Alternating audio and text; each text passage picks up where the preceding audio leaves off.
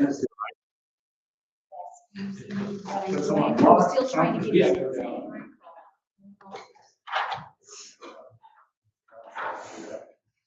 No, I don't see you on it yet. Oh, you gotta be kidding me. There we go. Now We're in here till 7:45. She's driving back from White Fish. She's just coming back. Mine. Yeah, you guys should probably mute it yourselves. Well. Hello? Brian's awesome. Brian's awesome. Oh my gosh, what is it doing? It's just like pop-up alert. Okay. Brian's awesome. Do you have to mute us? Yeah, how do I mute myself? I muted mine. Oh, that. Will that do it though? I don't think it turns off this. But there should be a Should way. be right on your meet. Oh, turn off microphone. Yeah. All right. See ya. Is it good to go?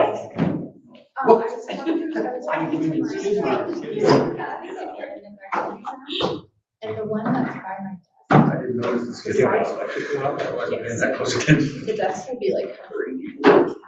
You gotta let Josh. I have to let I'm Josh just know. figuring out, I have nothing to do with it, like, just the networking part. Start off. Thank you.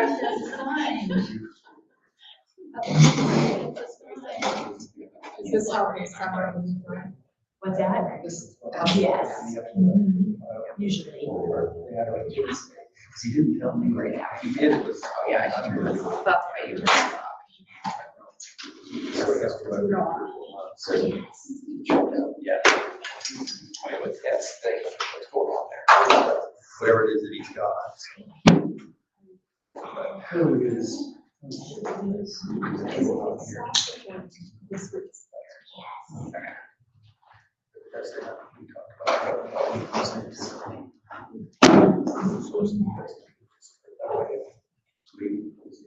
the one we talked about. That's a whole lot for 3 months ago. Yeah, that's my whole problem too. Yep. Yeah. No, that's a.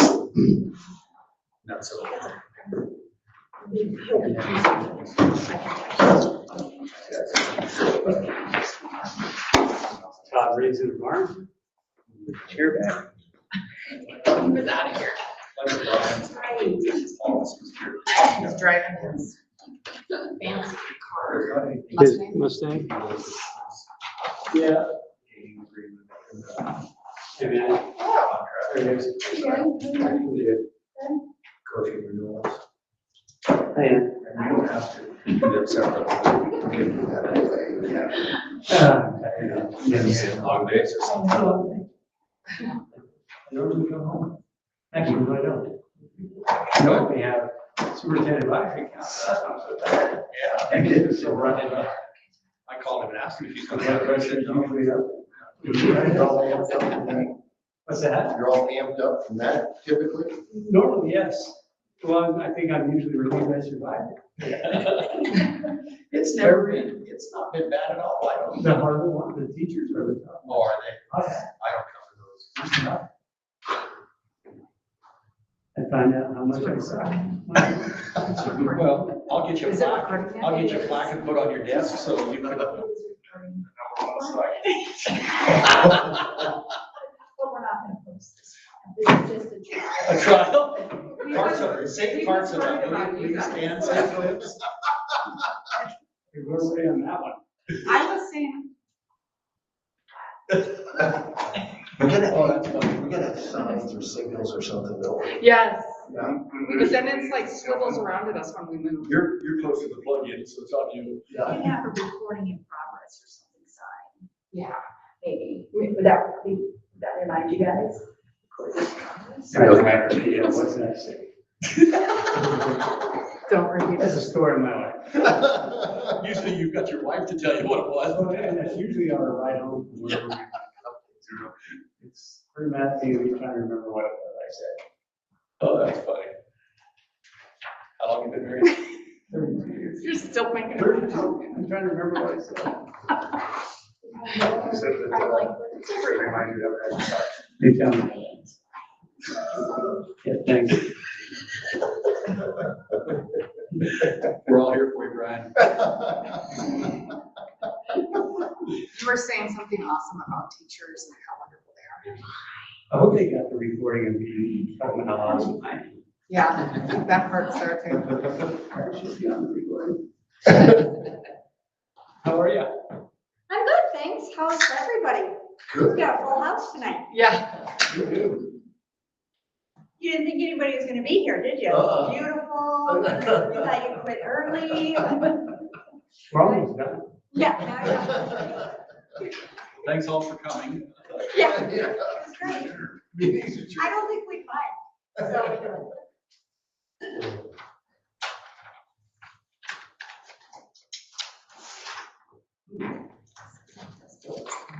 I know, yeah. Is Miranda coming tonight?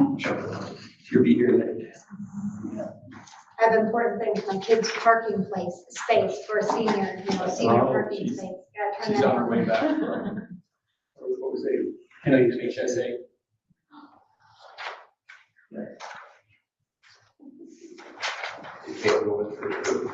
Yeah. Kids are in town. I think we, brought his family news. What's he having on family? Yeah. I think a couple young boys, maybe early, elementary.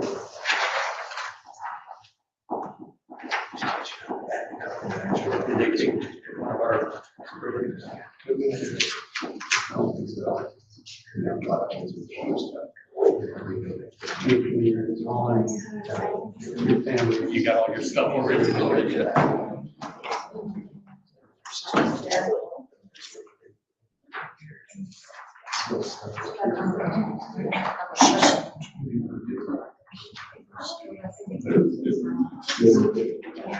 No, it was last Saturday. She said, "Oh, wait."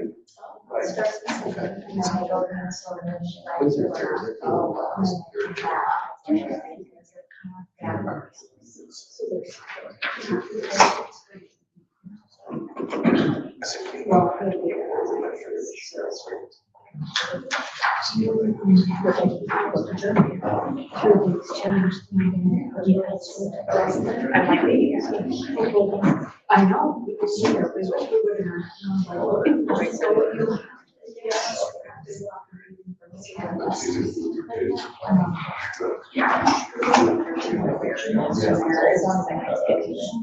Right, suck it right out.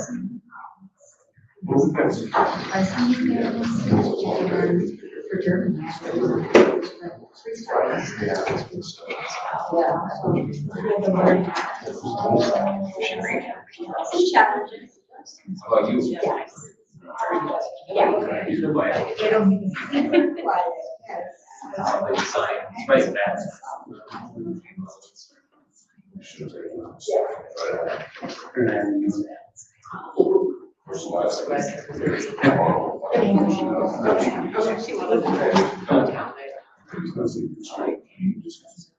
That's harder for me to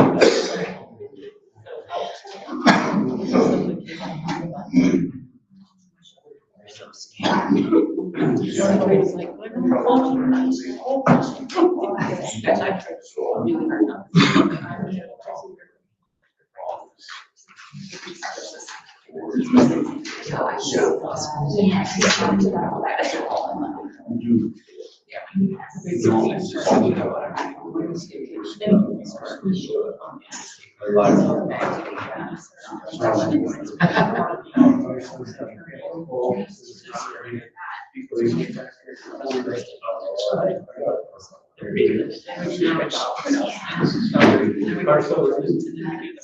What's that? Got the car still running? I mean, there's that Miranda. Yeah, you did. She's about 45 minutes out. Yeah, she'll make it stops. All right, well, let's call the meeting to order. Would you please rise and state the pledge with me? I pledge allegiance to the flag of the United States of America and to the republic for which it stands, one nation, under God, indivisible, with liberty and justice for all. All right, first of all, I would like to remind everyone that we're on a trial run for our recording. Next month, the official will be posted to our website after the meeting time. So tonight, that's what's happening now, another trial run. Last month didn't work very well.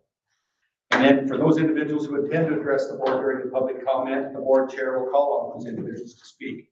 The intended purpose of the public comment segment of our agenda is for a member of the public to bring a matter to the attention of the board for the board's information and or consideration at a later date.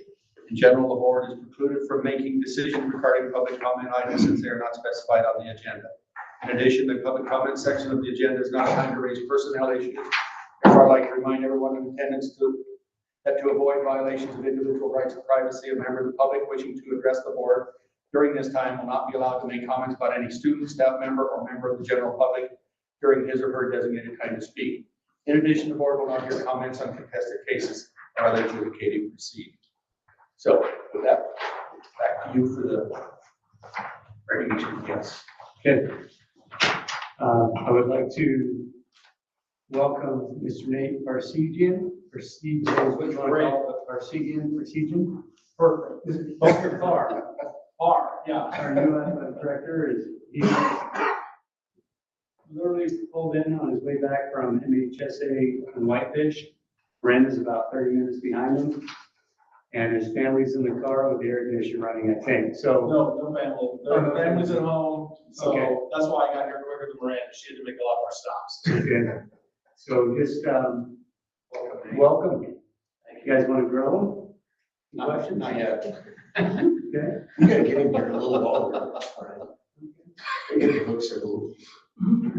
Did you want to? Just real quick, I got to represent, already represent our school at the Class B meetings, and so I have quite a bit of familiarity with MHSA, working in schools coming from Class A. Real good feeling being here, knowing this community a little bit and being around, and really excited to be here. Got a chance to spend a day with the administration last week and kind of get a head start on the year. It's a real good feeling to feel like not be just walking into August, not having any idea where I'm at. I've got a set of keys, so I'm able to find my way down here. But really excited to just being around. And, I've said this before is I'll make some mistakes. Not the smartest guy in the room and those things, but I really, really care. I really, really care about education, athletics, and how those two go together, and activities and involvement. So I'll give it everything I've got. I'll be here late, early, everything, won't complain, won't ask for anything, just want to work hard, make this place a great community and have our kids be proud of who they are, who they represent, their school, their community, the name on the front of their jersey and on the back as well. And really excited if you can't tell. I just drove 6 hours from Whitefish. So thank you. Welcome aboard. Good to have your name. Thank you. So if you don't have questions, I want to give you the green light if you want to head home and be with your family. Feel free to. Is there anything on the agenda regarding, I think we were going to table or go to the next meeting for the coaches and advisors handbook? Yeah. Okay. Yeah. Just give you some more time to look at that.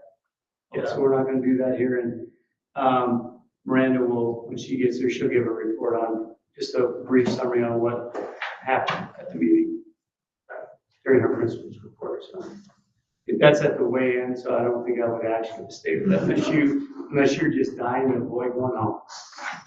I'll take it off. Thanks. Thank you. See you. So then I'll make that for Yeah. recognition. Thanks, Nick. So the public comment, is there any public comment on non-agenda items? Anyone have any public comment on non-agenda items? I was a little remiss in reminding you to maybe invite the softball girls, but I know they haven't been here. The softball, they won state, so I know you guys usually invite them to the meeting, but I didn't remind anybody. I thought about it today, but I think they would still appreciate maybe if you. Will they come in to a July meeting, you think? I'm sure they would. Okay. Or we wait till closer to fall? I mean, they want to ride the wave this. Yeah, the seniors. will be- Seniors will be leaving. Yeah. Oh, that's right. Yeah. I don't know. Yeah, let's reach out to them and see if they would be interested in coming in July. That'd be a good deal. Okay, Mr. Ayers.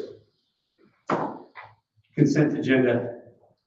It is recommended that the district approve the following items on the consent agenda.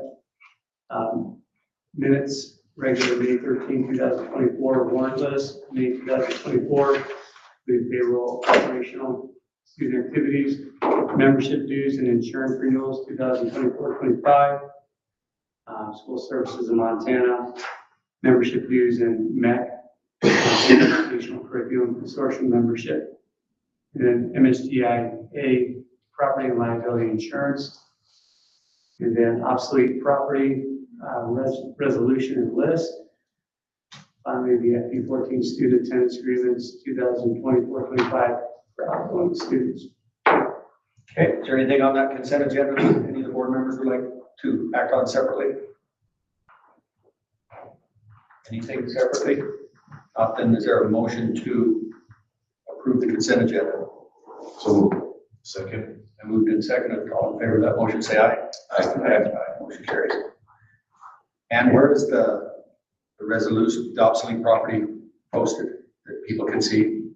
The resolution goes in the newspaper. And then the list? The list is, we can put it on the website. Okay, We don't ever get. nobody looks for it, but No, yeah, I mean, we can put. that's why that's obsolete. Right. Everything on there is broken, so Okay, there are some books on there, and after this gets approved and nobody really wants those textbooks, we do reach out. There's a person who is interested in them. okay, good. Textbooks, Okay. yep, Approved, so good deal. Okay, but yeah, we can put it on the website if you want. So we'll proceed with action items, and I'll just reference the recommendations that are linked to the, because I was not involved in the interviews. sure. So it is recommended that the district approve the proposed 2024-25 employment. Start with Emma Mormon, high school math teacher. Is there a motion to support that recommendation? So moved. Second. Moved in second, a discussion on that. Tell us what you know. Mr. Ayers. Oh, Mary, were you involved in those at all? In those interviews? Not for the high school staff. Okay. She wrote in her recommendation, she's excited to recommend Miss Emma Mormon for the high school math position. Emma's a passionate and hardworking educator, loves working with kids and relates well to them. Her strong understanding of math content standards ensures she can effectively teach and engage with students. Emma's enthusiasm for teaching and her excitement to join the Manhattan community makes her an excellent candidate for this role. Her dedication and relatable nature will undoubtedly foster a positive, productive learning environment for all students. Okay, any discussion? Any other discussion, comments? Any other discussion? All in favor of the motion to approve Emma Mormon as high school math teacher, say aye. Aye. Recommended the district approve Catherine Chasse for high school Spanish. Pleasure of the board for that motion. So moved. Betty moved in second, discussion on that, Mr. Ayers. So I actually know this, I can speak to her character, and her family. It was a wonderful family and just very nice character. She comes to us from Manhattan Christian, working in their title program. But it has been her lifelong dream to be a Spanish teacher. She has her own Spanish endorsement. So I know she's excited to come here, be a part of our team. Miranda wrote, Catherine will be a welcome addition to our staff. her experience teaching title and her familiarity with differentiation strategies will support all students and ensure their needs are met. Passion for the Spanish language is evident, and her eagerness to continue learning sets a positive example for students. Catherine is dedicated to equipping students with practical Spanish communication skills that will be valuable in their lives and career beyond high school. Her expertise and enthusiasm make her an outstanding candidate. Any other comments or questions? Discussion? All in favor of the motion to approve Catherine Chaussee for high school Spanish teacher as presented, say aye. Aye. Aye, motion carries.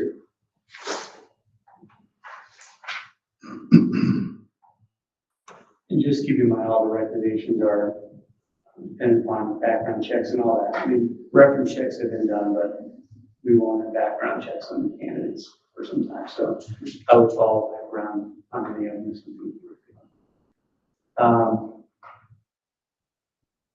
The next recommendation is for Sean Roulet, evening custodian. A motion to support that recommendation. So, second. We've been seconded to support that discussion on that. Danny interviewed Sean, and her recommendation is brief, but what she wrote is, Sean has experience working in and around schools. He has the skills needed for this position. She said he is experienced working around schools. Okay. Any other discussion? Any other discussion? All in favor of the motion to approve Sean Galay as presented, say aye. Aye. Aye. Motion carries.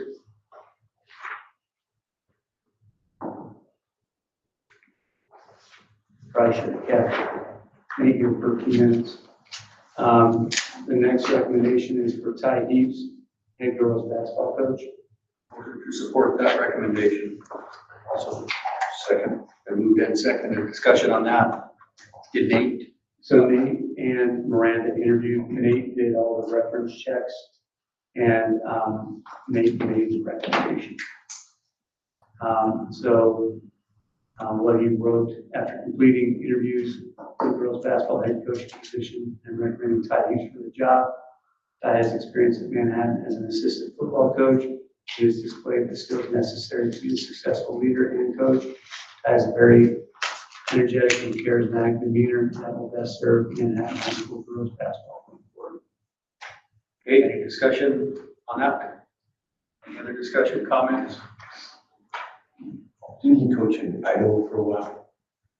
Just coaching. Yeah, Yeah. I know he's from Idaho. Yeah. I know he comes from a family. I think his father was a long time girls basketball. Right. Any other discussion? Any other discussion? All in I favor? wish I had one of these. Sorry, he did actually coach our 8th grade girls basketball team last year. Sorry, okay. All in favor of the motion then to approve Ty Heaps as high school head girls coach, say aye. Aye. Aye. Aye. Motion carries. Basketball coach, sorry. Recommended, district approved Nathan Van Dyke, high school assistant boys basketball coach. A motion to support that recommendation. So moved. Second. Moved in second. Discussion on that. Again, I would add that he is approved by the athletic director and the recommendation comes from the athletic director. Nathan had experience in education as a teacher and coach. Nathan's references spoke highly of his abilities and potential. Any other questions or discussion, comments? Any other discussion? All in favor of the motion to approve Nathan Van Dyke as high school assistant boys basketball coach, say aye. Aye. Aye. Motion carries. Next item would be renewals. So this is a break from the past. I know, I think since about 2014, 15, 16, somewhere in there, all renewals were on the consent agenda because of the routineness of them. There have been some concern raised, I know, by parents over that practice. And so we're moving it here. For more, transparency, I guess. Okay, so we want to do them one at a time still? Well, I think we can, I mean, yeah, I think we can go through and just name each one and it can be one motion for the whole group. Okay. Unless you wanted to have a conversation about one. Okay. So coaching contract renewals, all of these coaches coached this year and we're recommending this next year. Todd Lucier, high school assistant boys basketball coach. Sarah Jammer Keller, high school assistant track coach. Chris Eckert, high school assistant track coach. Torger Sickland, head golf coach. Michaela Rowan, assistant golf coach. Dennis Elgis, head softball coach. Okay, is there anything that the board would like to separately rather than all together? One motion? Ethan, you can still vote on all of those, can you? So, yeah, there's nothing on the high school, yeah, goes down, okay. Okay, is there a motion to approve those as presented, those 6 coaches as presented tonight? So moved. Second. Then moved and seconded. Discussion on that? Discussion?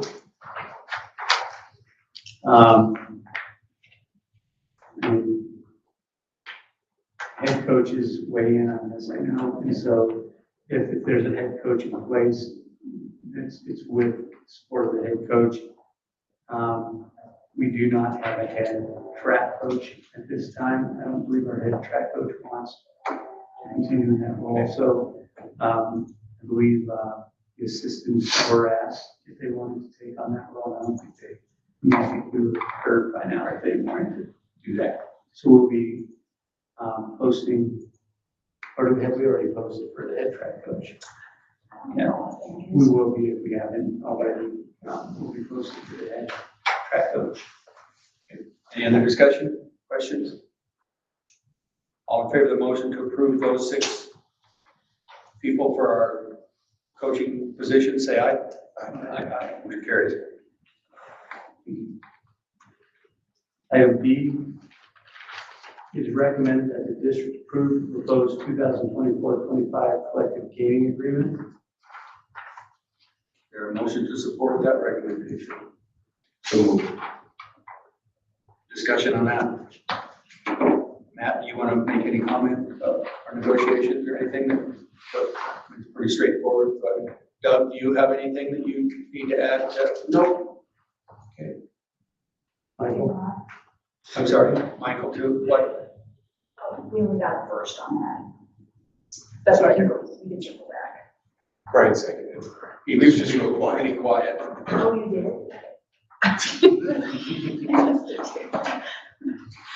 Michael, you got any comments? Okay. I appreciate the time that you guys spent with us, and Matt and I think that we come to a decent agreement here between the 2 parties, so. Okay. Anything else? Any other discussions, questions, comments? Could you summarize the changes that are being made? The language changes weren't, how do you want to get through that one, Brian? We changed the definition of appropriate unit, so we don't have to keep adding positions and taking them off as they change things. So appropriate units were By class, certification class. And then, yeah, anything that's red was a change. So evaluation being completed on the 31st.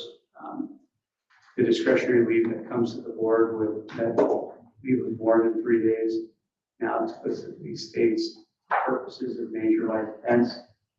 So that's a little more clear. The use of shall instead of should in requesting leave 5 days prior, or 2 days prior. Discretionary leave may be used during the first and last week of school year with permission from the principal. Previously, that was not allowed. And then 1166 from 1187 throughout the agreement. Due to the change in school. school days. Yeah. School days, yeah. Recognition for additional preparation credits paid or reimbursed by the district for required for approval. Cheerleading is all year, and they've always just been paid as one season, so now they're paid 2 seasons. And the teacher advisors, if you go to the state level conference or national conference with your kids, something like that, it's $100 per day outside contract days for travel and competition. Took out athletic director because it's now a classified position. And then, and the insurance changes, we show the same amount that percentage basically is what we've done in the past, with that increase, which was considerably less than we changed insurance companies to United Health. So we do that a 1.25% increase to the on base. the base. Yep. Thank you. Any other questions on the collective gaining agreement changes? All in favor of the motion, then say aye. Aye. Motion carries.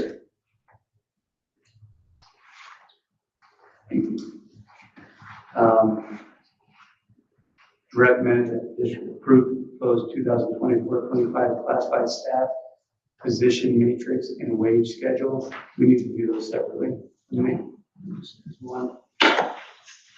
And so basically what that is doing is just applying the 1.25% increase To their steps as well. their schedule. Okay, their motion to support that recommendation. So there's then second discussion on that. So that was going to change that matrix then. Yeah.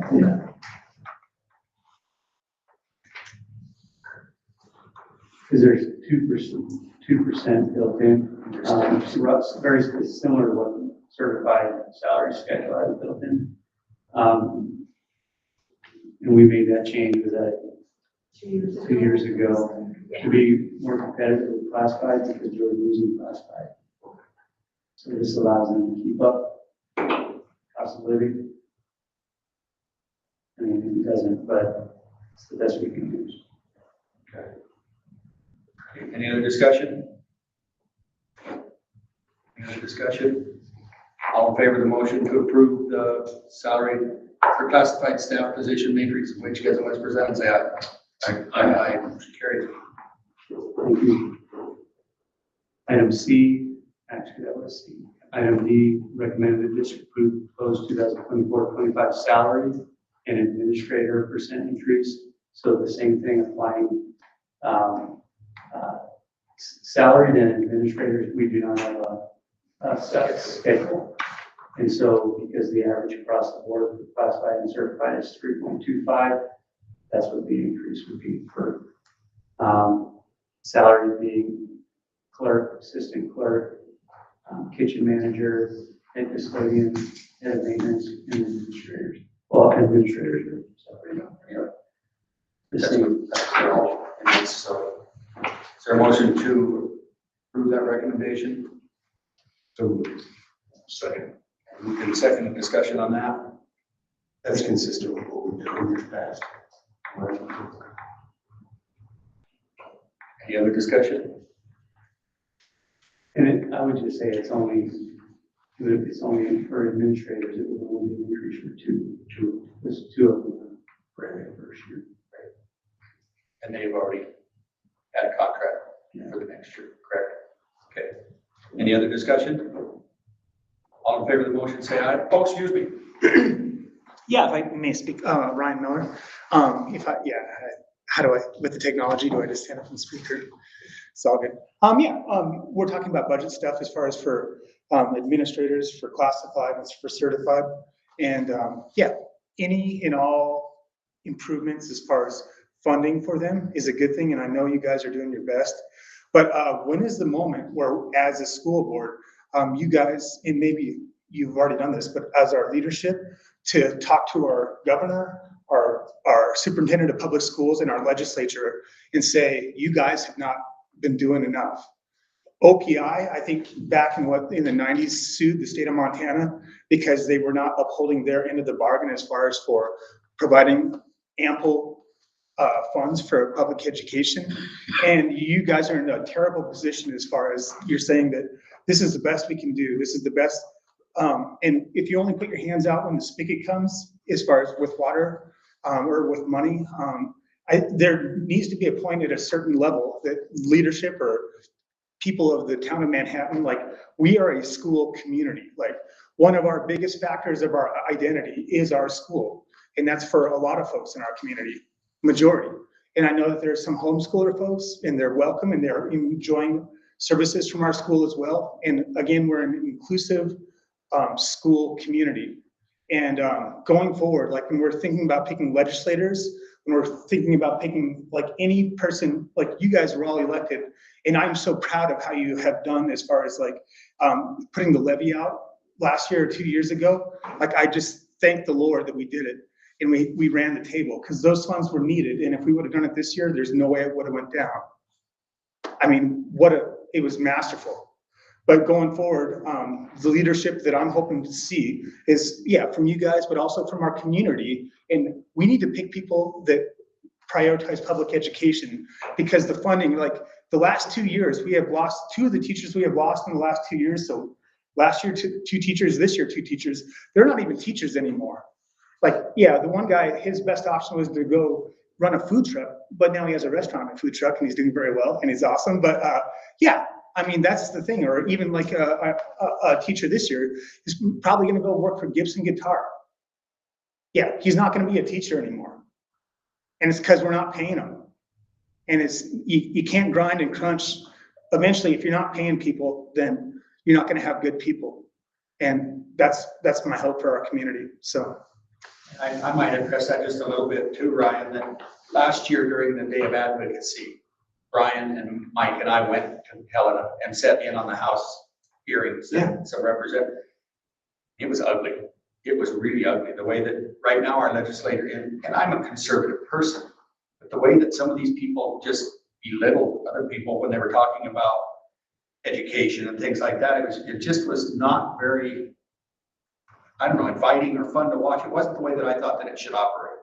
I thought that the professionalism was kind of gone out of some of that. They really have taken control of our legislature, basically. And not that I think that, you know, they need to go in there with a great big open pocketbook. You know, being a conservative, I understand some of it, but it feels like that there's people that have they just adopted a no attitude about everything. So how do we change that? Of course, at the polls, that's what we get to do in November. But I think that your attitude about getting people in the community behind it, talking to things, maybe calling up some of our newly elected legislators and having a forum, you know, an educational forum, if you will. So, Andy can probably laugh at me here in a second, but there is in the next legislature, there is a movement to address the funding formula for teachers in Montana, and school administrators in Montana, Montana School Board Association, and a lot of other educational groups. I mean, that's what you as a community member and anyone who's an elected official, that's what you want to attach yourself to and be a part of that. That's coming, and that's in the next legislative session.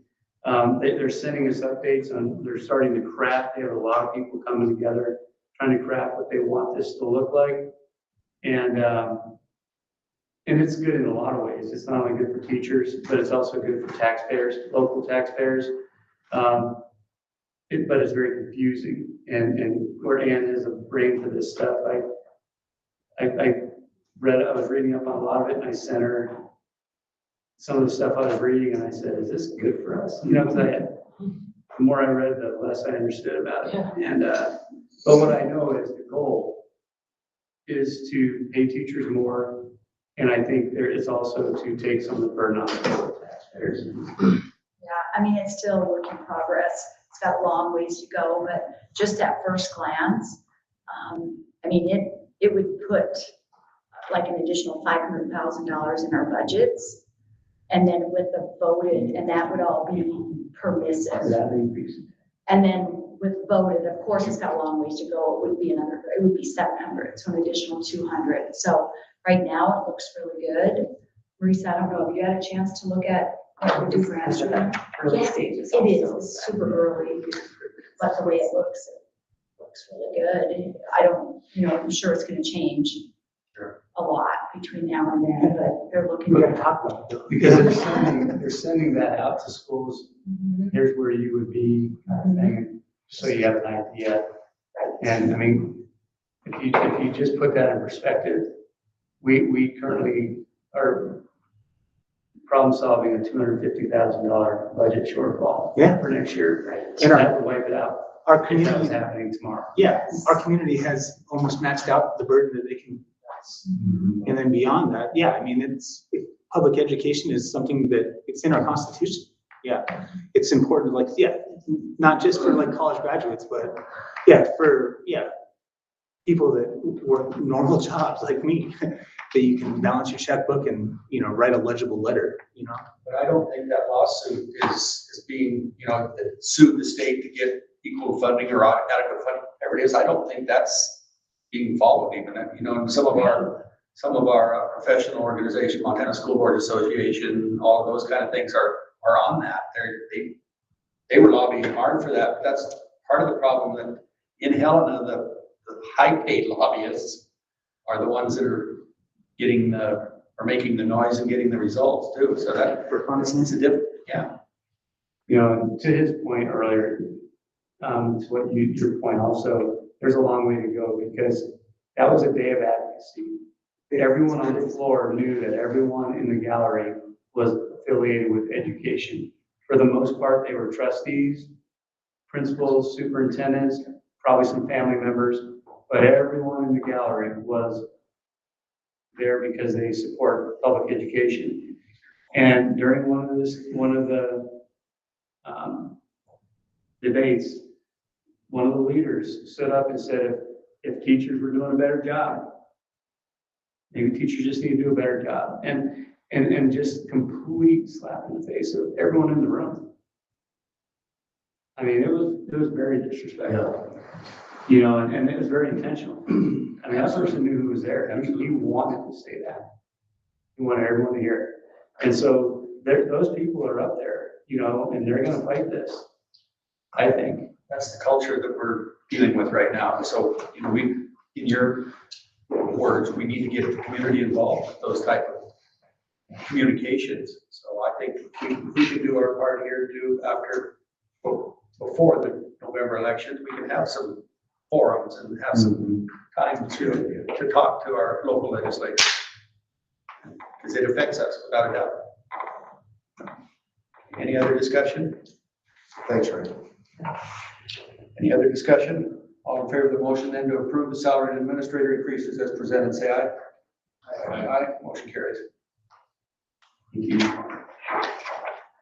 Next item E is recommended that the district approve proposed 2024-25 PIRD matrix. Is there a motion to support that recommendation?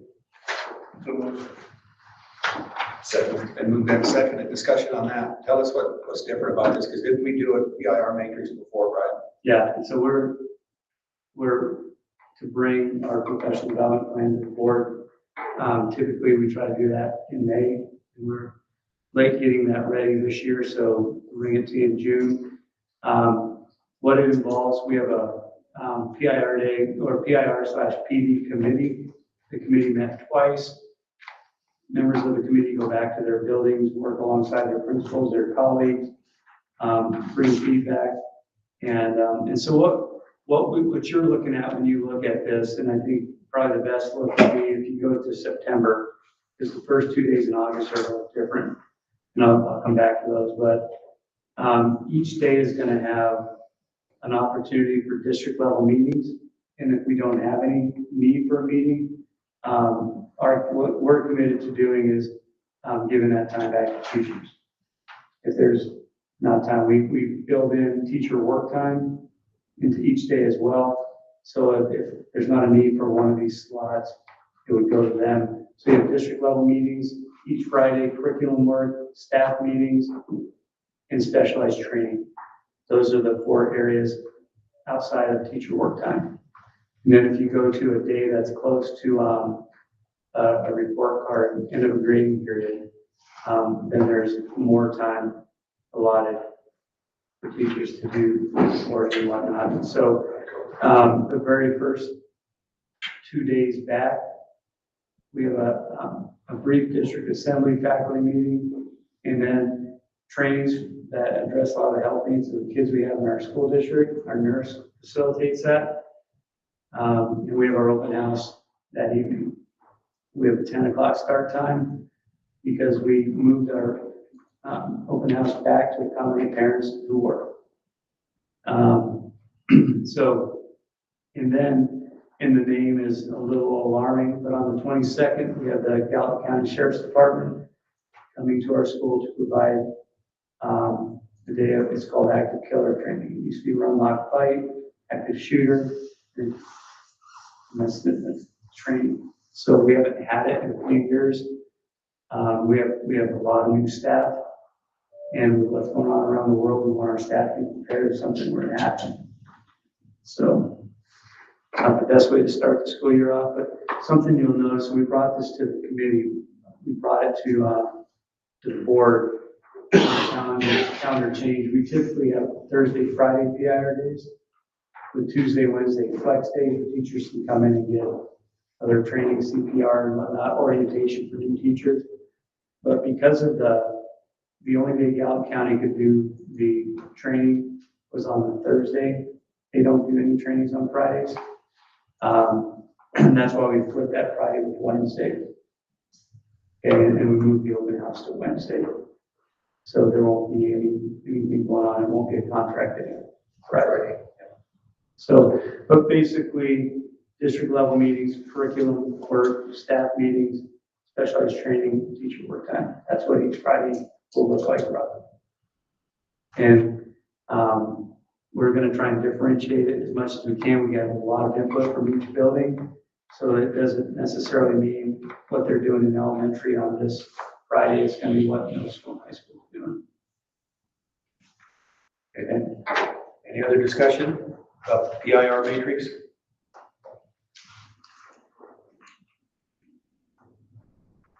Any other discussion? All in favor of the motion to approve proposed PR matrix, say aye.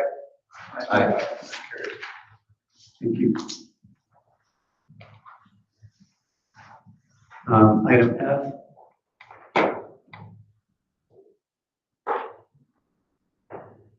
Recommend the district approve proposed 2024-25 Amsterdam attendance agreement. A motion to support that recommendation. So moved. And second is discussion on that. Any changes? Well, like the main change is, the district accept the tuition costs, but the main reason for this agreement really is for transportation. We're going to continue to provide transportation for Amsterdam students, and that's unique in that we're not going to provide transportation for other out of attendance area students. Are they picked up at their homes or their designated spots or without? Yeah, so but I'm just saying, like, there's spots you already stop at for the most part. Okay. Yeah, for children. yeah, and so we have we'll have bus registration. We'll see where our families are, and that's where we, most of the stops are pretty, they don't move around a whole lot, but depending on where the families are. And so, and we kind of have a gentleman's agreement, general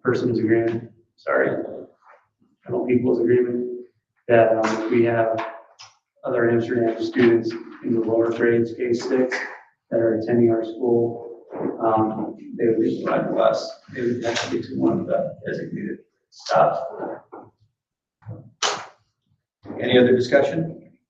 Marisa, you have anything else on that? No? No, I just appreciate that we can still coordinate that because I think it's a huge benefit. So, And Colorado went through it, made sure it was in compliance with the law. Okay. Any other discussion? All in favor of the motion to approve the Amsterdam attendance agreement as presented, say aye. Aye. Aye. Motion carries. Thank you. The next one up here is, we're only going to consider the physical therapy. We had some questions on the occupational therapy services, and we haven't heard back from her today, so I'm waiting to get it. So it is recommended that the district approve the proposed 2024-25 contracted services agreement with Park County Special Education Cooperative for physical therapy, and we'll bring OT to the board in July. Okay. Is there a motion to approve the agreement with Park County for physical therapy as presented? So moved. Second. Moved and seconded. On that, any other discussion? I would just add that, in the past, Yellowstone, was it just Yellowstone? Physical therapy, drafted the contracts, so if this looks different, it is, they've asked, Park County to kind of take over this aspect of it. So, nothing else would change. Nothing changes in the language. They're just handing off to the Park County co-op. Okay, do we have the same PT people or is this different people? Same person. So, okay, yeah, okay, so this is just a new administrator basically, is what it amounts to. Yeah, and we have, when we get to the OT next month, we actually, I will be considering two different proposals, and I'll make a recommendation on one. We have the OT we had this year, but we also have our previous OT prior, who works with Park County as well some independent work. That's the person who sent us the contract, the draft contract, and at a significantly a lower fee, hourly fee than what we currently have. So, and we know her, so we definitely strongly consider. Any other discussion? Questions on that PT contract? All in favor of the motion as presented, say aye. Aye. Aye, motion carries. Thank you. Okay, so item H, I'm gonna table that for next month. So I sent, we sent our contract to Via. She actually reviews a lot of these beverage contracts for school districts, and she's never seen ours. And so I sent it to her, and she came back with some revisions to the agreement that are consistent with what other school districts are doing. So I sent it to Larry Kynes. They're going to review it. They've already sent it to their people and their phone numbers together. They knew we had a meeting tonight. They said they'd try to get it to me in time for the meeting, but we didn't have it. Okay, so it's just not back from them. It's not back from them yet, so we'll table it till July, which is not, it's expired as of June, but we won't really need it until August. We want to get it done in July though. Do we need a motion to table, or do we just, we're just gonna do that, because basically you're pulling it until July anyway. Okay.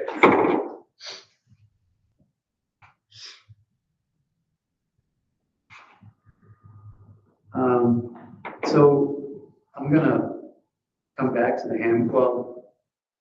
I guess we can look at the district employee handbook, certified classified substitute. And then we can do, you want to speak to middle school? I can. And so basically the elementary, middle school, and high school handbooks are all consistent, fairly consistent. I think elementary and middle school with regards to some of the conversation around cell phones, a little more consistent than maybe what the high school is. But so how about, do you want to go first with middle school? It's recommended district approve the proposed 2024-25 handbooks. We'll look at the middle school. Okay, that's good. Is there a motion to support that recommendation for the middle school handbook? Second. Moved and seconded. Now, presentation for us. Yeah, I haven't thoroughly read the whole handbook, but I did work with Miranda on some of the changes, aligning it to the high school one for consistency with how we do things. So we're preparing our students for success at the high school level. And so some of the things that I kind of question in there, I wanted to take some time to see how they work first and work with staff on any changes that we need to make throughout the year and kind of give it a year of this is how it is, why is it this way? Because there's some differences in there, like how we calculate grades for honor roll. To me, it would be easier to do a GPA calculation rather than 3 A's but I don't want to change anything until I see what it's like, because maybe this is better. We did really focus a lot of our time on the cell phone policy and aligning it to what we know is best for kids. And so our input is for the middle school level, and it sounds like possibly for the high school level, it's kind of being talked about, but Miranda will share more when she comes. But our idea is off and away during the school day. We have purchased locks for all the lockers, not just for this, but to have more safety and security with students with things in their possession so that they can lock them in their locker. And our idea would be off and away during the school day, it needs to be in your locker. We're not going to have distractions in your pocket all the time. And so that's what we spend a lot of our time on. We also said, we've noticed this year that there's a lot of students who wear hats and hoods during the school day, and that's a way to disengage. And so we just said no hoods during the school day for safety reasons when we're looking at cameras, and we've just seen that kids are ready to learn and they don't have earbuds in and that sort of thing. So we're in agreement with the changes that we're recommending, and I'll be able to have a more thorough review for you after I spend a year with it. I noticed there's some references to AI. Yes, that's a problem for us in school. But we don't know what the problem is even. We sort of do. Kids are really good at getting on their phones and saying, type me up this. And then, I've told them, send me an email if you want to propose a different, idea. And the middle school kids know how to use AI in a way that is, they're quick with it. And so they were sending me persuasive messages about why we should do certain things like change dress code or more recess time. And it was fully written by AI, 10 paragraph essay. And I'm like, okay, I'll meet you at lunch and we'll talk about this because I want to see what you're really trying to say to me. But not just that, in math class, kids will get on and have the math problems done for them on AI. It's just a real quick, efficient tool to get information. And I see it can be used for good, like with anything with technology, but in this school day, it's really challenging for us. So until we get a good idea of what it's capable of and how it's influencing our youth, I would say off and away during the school day, use your own brain to think, and don't take the easy way out. That's my advice. That's my input. And I would just add, when you look at this, so you'll see in blue, a lot of that Maggie went through and applied in the course of the year. It's like the McKinney Mental Homeless Act, language that we're required to have in there. I just received guidance today from Colorado law offices for student handbooks that I'll go ahead and add. Changes to reflect uniform grievance procedure on complaints by students and parents, which change to reflect the type of complaint. And so we'll update the grievance procedure in our student handbooks. Changes to reflect House Bill 175, immunizations, which Maggie did. She went in and you can see that right there, where it says, I'm not sure what page that is, but immunizations has a different color text. And so everything's reflected to get us caught up with the law, the changes in the law, Title IX regulations as well. So when you look in there, that's all driven by the most recent legislature. With the exception of the electronic devices that's coming from. And I would add too that K-12, we surveyed students, staff, parents, and we shared that with you. You guys had an opportunity to look at the feedback on that. And just today, a high school teacher sent out just an email prior to this meeting, just to say, hey, kids can write a paper on their phone using AI. That's a reason not to have AI. And, you know, we don't know if it's them or what they know or what they're calling about AI. So a lot of reasons for it. And when you look at the data on those surveys, you know, there's also a lot of comments that a lot of folks like our current policy. They just don't feel like it's being enforced very consistently. So, and anything that has a line striking through is my next I would like to. Well, So you're talking about still doing some updates to the policy or to the handbooks. yeah, Are you asking us to approve what we're seeing here tonight or what we've had before us since? yeah. So I'm asking to consider what you see here. Some of what I'm talking about is already in here. What's not would be the Title IX regulation. Like I just added that to the staff and to the certified and classified staff handbooks, which are separate from the middle school, elementary, and high school staff. Those are more like, here's where the bathrooms are. But our district handbooks for certified and classified, that's telling you all the rules and regs of our district. And so I put that in today. We won't put that in these handbooks. Does that make sense? But we do need to put, you know, the grievance procedure, and we need to make sure. So that will be added. And I would just say, understanding that it's exactly what I'm receiving from Caldwell, that's what's going to be added.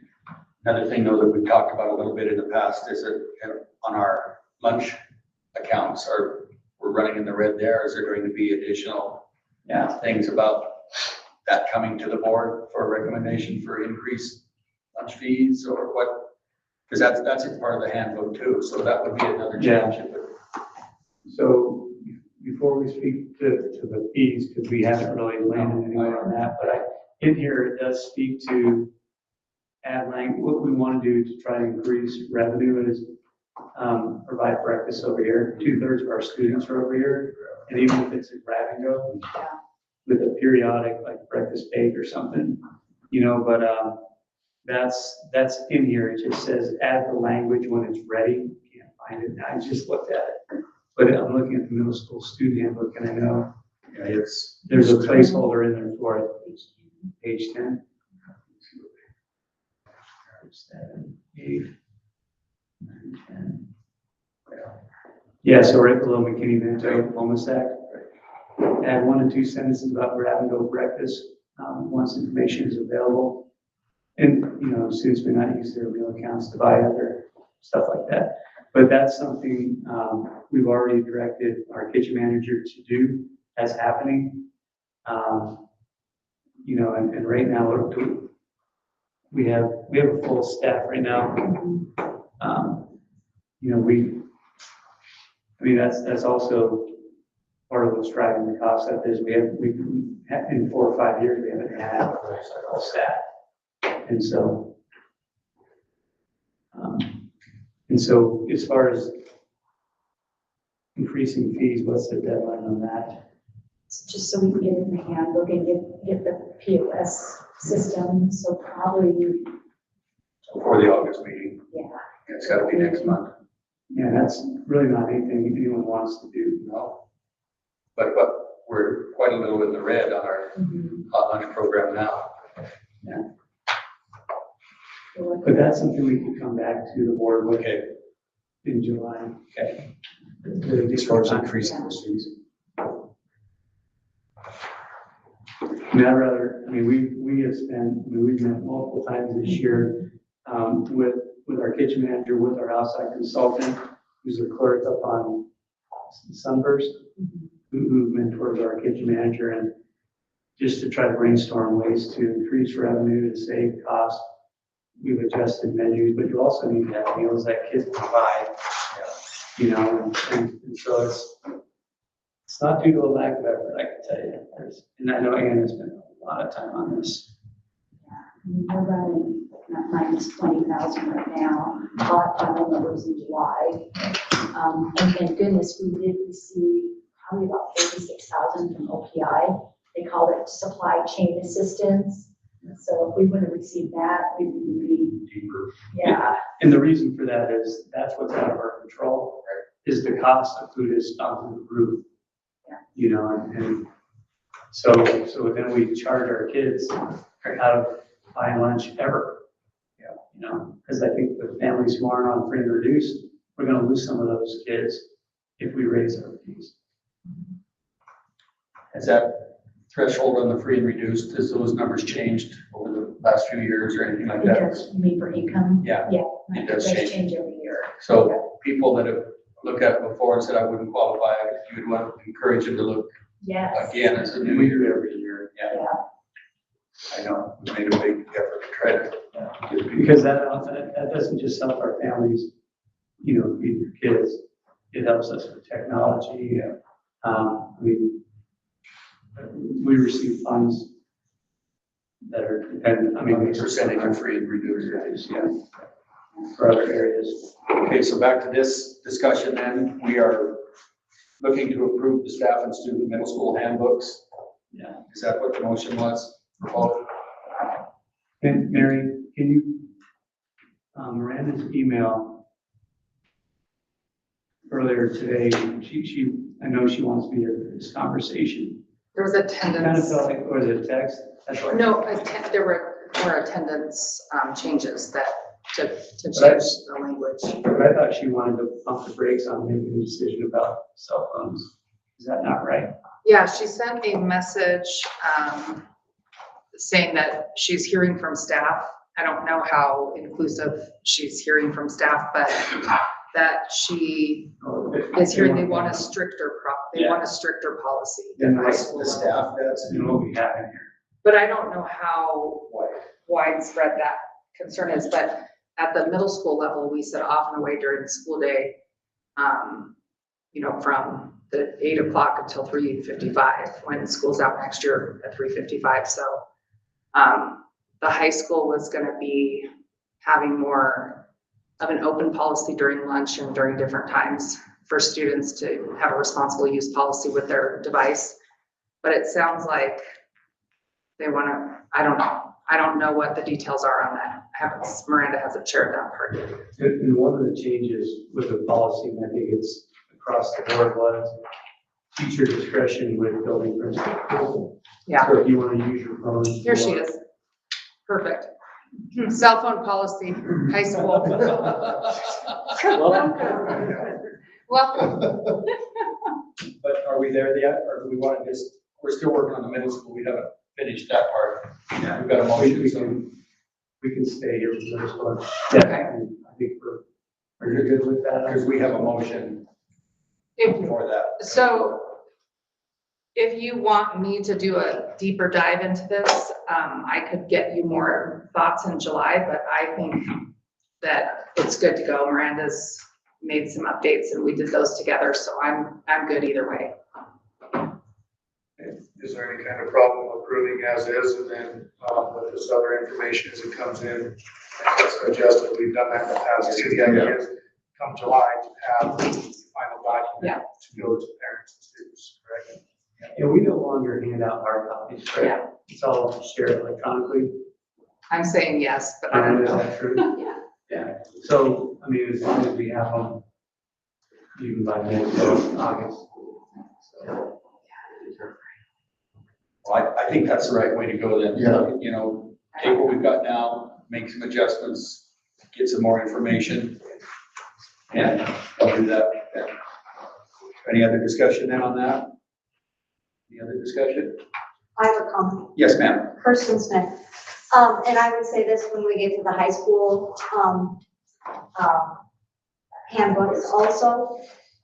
It's easy to add language, it's easy to restrict more language, but what's the repercussions? What are the teachers responsible for, and is it across the board? So that the students can expect that in every classroom, the procedure is the same, because that's probably the most frustrating part as a parent, when your child comes home and maybe they've been reprimanded in one class, but yet, well, so-and-so teacher, we can have it there. So I would say, let's remember, if you guys could really look at from the top of how are you educating staff and how are you holding staff accountable? Because I think that, again, and I said this at a different meeting, we have to start from the top down to be able to have any effective change. And even on the hoodies, are you gonna allow it in one class, but you're not gonna allow it in a different class?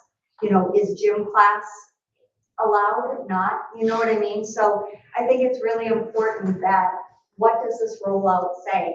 And then also, what's the repercussions? Is my student getting his phone taken away from the day? Is the second time it's the week? Is the third time the call home to the parent? They're not allowed, you know, we do have to think through changing this language, because the cell phone is going to be a huge change. And the pushback is going to be, I think, horrible, quite frankly, because our kids are so addicted to these phones. I agree with you 100%. I love it. I kind of love the off and away during the school day. It kind of has a slang to it, you know, kind of has a little ring to it. But that's just yeah, that's just my concern, you know, as I'll be dealing with a high school senior and trying to reinforce that rule 2 from home. I just hope that the handbooks give us a clear expectation of what it is and what will happen, so that I can reinforce that too. And so I'm meeting with the admin team tomorrow. That's one of the, I mean, we're going over all this stuff, the CGA, I mean, all of it, just to make sure everyone's on the same page. And if I remember correctly, Brandon, you correct me if I'm wrong, I don't think we're making any changes to the discipline policy and procedure. So what is currently in place with regards to electronic devices isn't changing. Yes, and what that looks like is first compensation, and it goes to the office. The kid can pick it up at the end of the day. Second offense would be it's confiscated, parent or guardian has to pick it up at the office, plus like a detention or in our policy it says detention up to 1 day of suspension. So I guess depending on What it was being used for. what it was being used for, how the student responded, if it was confiscated or whatever, could play into factor. And then I believe the third offense would be confiscation of device, kind of the repeat, but then escalated a little bit. And then it would be that that student is required to check in their device at the front of at the beginning of the day to the office, stays there, they can pick it up at the end. So it's like turn it in. If I could just add a couple more things. I think it's also worthwhile to realize what you're making your teachers do to uphold them to these rules also, because I've heard in other school board meetings that the amount of paperwork that the teachers have to do is absolutely, like, it makes it very difficult. So maybe that's a hindrance from your teacher's standpoint. And then the other, let's see, I'm trying to think of what you were talking about. Oh, the other is, I would very nicely ask that all students are treated equally. It doesn't matter if you're popular, it doesn't matter if you're a girl, it doesn't matter if you're a boy, it doesn't matter if, you know, you're the rising star on the football team. If you're gonna put this in, like I said, this is gonna be a big deal, and let's have it be uniform across the board in the school. Yeah, that's what the survey that I looked at, it was pretty interesting. In all 3 groups, everyone thought the policy we had was good. Like our current policy, it's in our handbooks, but when you dive into the comments, you see time and again, there's so much inconsistency. Like I was walking by a classroom on my way here today, and there's a sign on the door. Cell phones go in the cell phone tree. Absolutely no cell phone use in this classroom. And that's already happening. You know, now it's going to be happening universally. And now, are phones going to be permitted? Yes, with not just teacher discretion. And I think I'm accurate. I think the language is with administrator approval. So there's going to have to be some thought. As a teacher, I'm going to allow cell phones in my class. I'm going to go get approval from my principal. Here's why we're going to use them today. And so that's another step too. It takes a little bit of pressure off the teachers as well. But And one of the pieces of language, and maybe we've already said this, is that we've tied it to having instructional purpose. So it's not just, well, all right, to let the kids do this. And so if the teacher wants to allow it, it has to be for instructional purposes. and this request is not coming, did not start with the advocacy. I need you guys to know that. I mean, this has started from all, I mean, this is coming from everywhere. We've had kids also say no way, but we've had kids want this. We had staff that want it. We had board members that want it. We had a lot of parents that want it. The emails that I've gotten about this, I mean, I've had parents send me literature from other districts that have, and they say exactly what you just said. The first year was horrible, but year two, year one was worth it. If you can get through it, year two. So, I mean, it's not gonna be easy to make a shift like this. I believe that kids thrive with boundaries. We Yeah. just have to make sure we have boundaries and everybody knows the boundaries, because it will get better, but it's not gonna be met without a fight from a variety of instances. I strongly support it. I feel like it's good. And when the request came in, I was really trying really hard to ignore it. So let's have next year not have a big thing, but now we have a big thing, and that's okay. This one's achievable. There was a time when the phones, we thought in the schools, maybe we should encourage the use because they need to learn how to use those devices. There was a time, it wasn't that long ago, but now it's actually impeding the learning, I would say. And I just think of what they can do in the math class on their phone between the different sites and the AI. Step by step, they can finish a very complex problem and you wouldn't necessarily know that it wasn't the child's work. Same thing with the writing. But also, I think your other benefit would be, there are so many times when they can be connected on their device.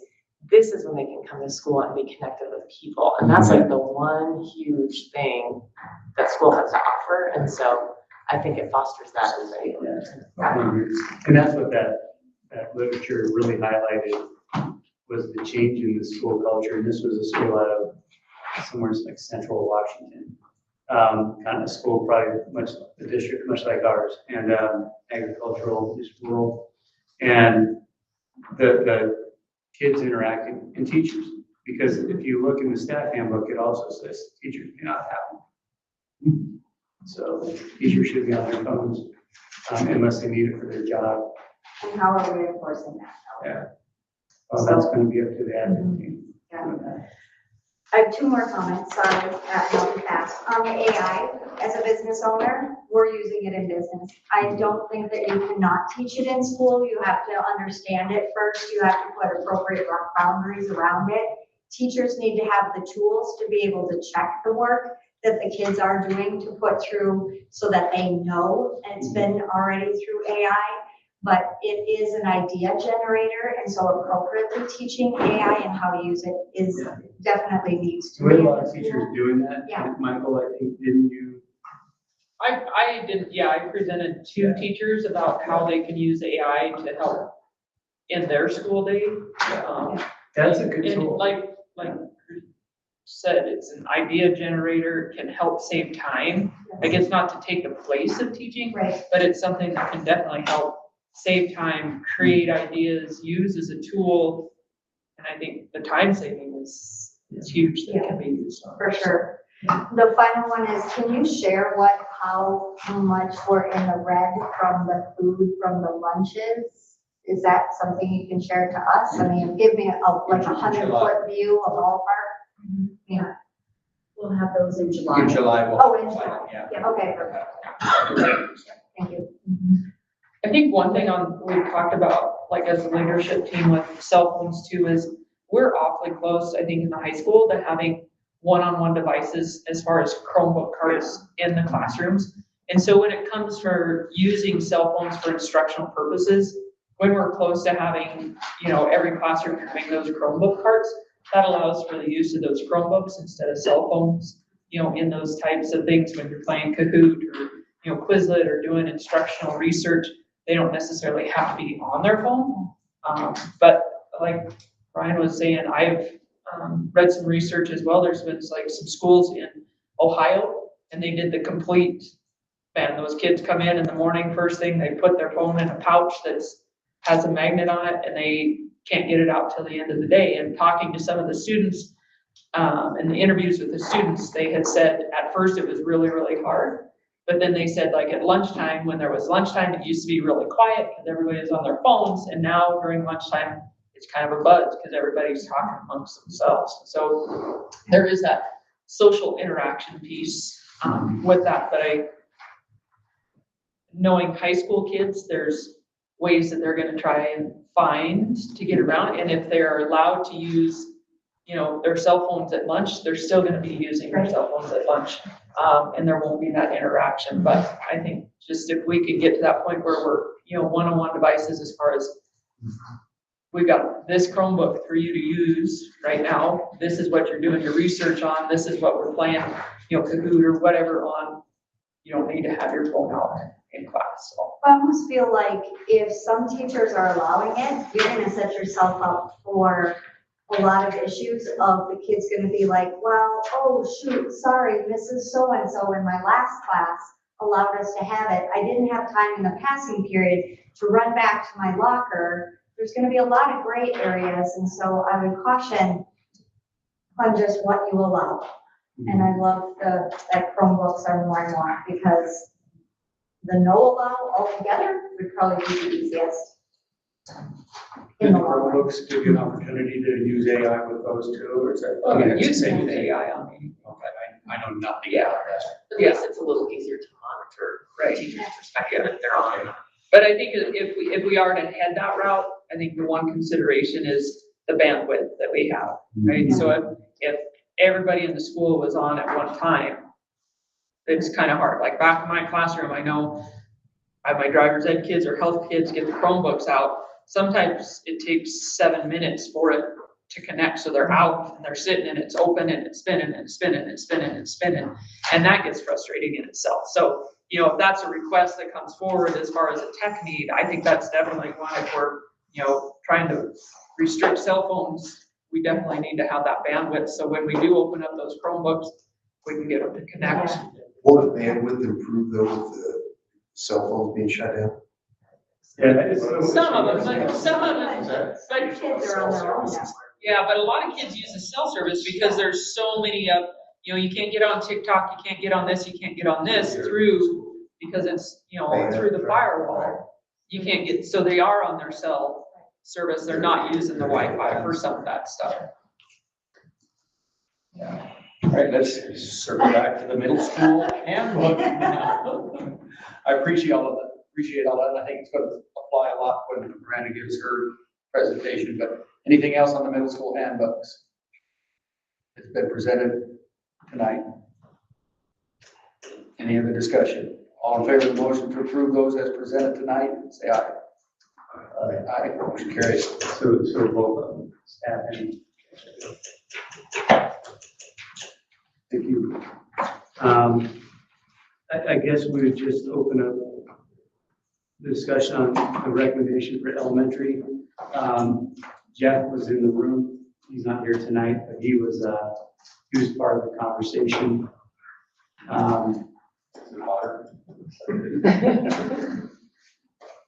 So much of the same conversation would apply to the elementary. If you were to open up the elementary student or staff handbooks,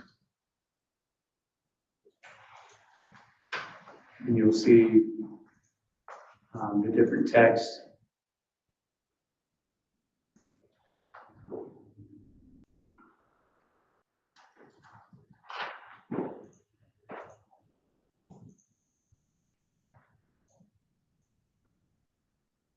So you can see comments on the side there too, where the principals were communicating.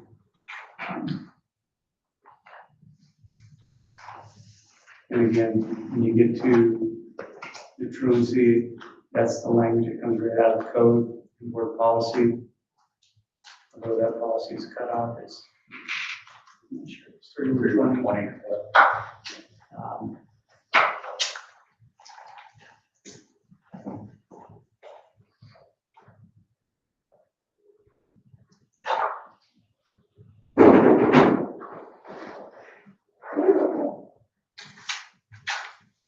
So not as many. Not as many changes in that, no.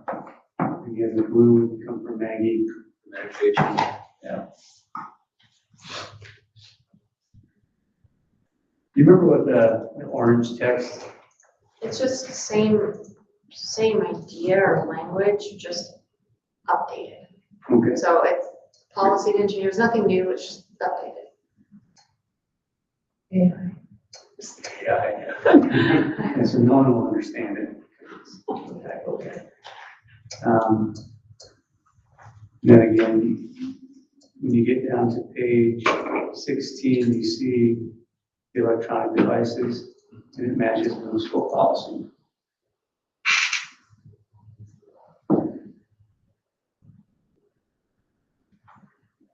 It's really Off and away. How does this apply to kids? Do they have watches? Are they able to communicate with those things too? Is that the same thing? It's not as, What's you can that? do as much on a watch, but yeah, it's gonna be equally distracting. So it'll Depends be on the treated- watch. It'll be treated the same way though, like they can have their watch, but if they're on it, using it, then like the device can be confiscated because it's all electronic equipment, which is device, AirPods, phone. And so it would be the same thing, like we wouldn't make them take it off or keep it off, but if they were, and it's hard to monitor, but if they were to be seen using it, or even, like if they're down here and underneath, like trying to be. Here's what I think about the watches, because that's more prevalent in the elementary, in my experience, with grandkids anyway. And it's not them usually making the call, it's mom or dad, or grandma, somebody calling them. So that's gonna be another level of scrutiny. There's gonna be a lot of pushback There on is. that, because, People like that instant at all communication. levels too, I mean, that's the feedback I'm getting in opposition to cell phones, is I need to communicate with the child that I'm going to during the day. And so that's where some folks are.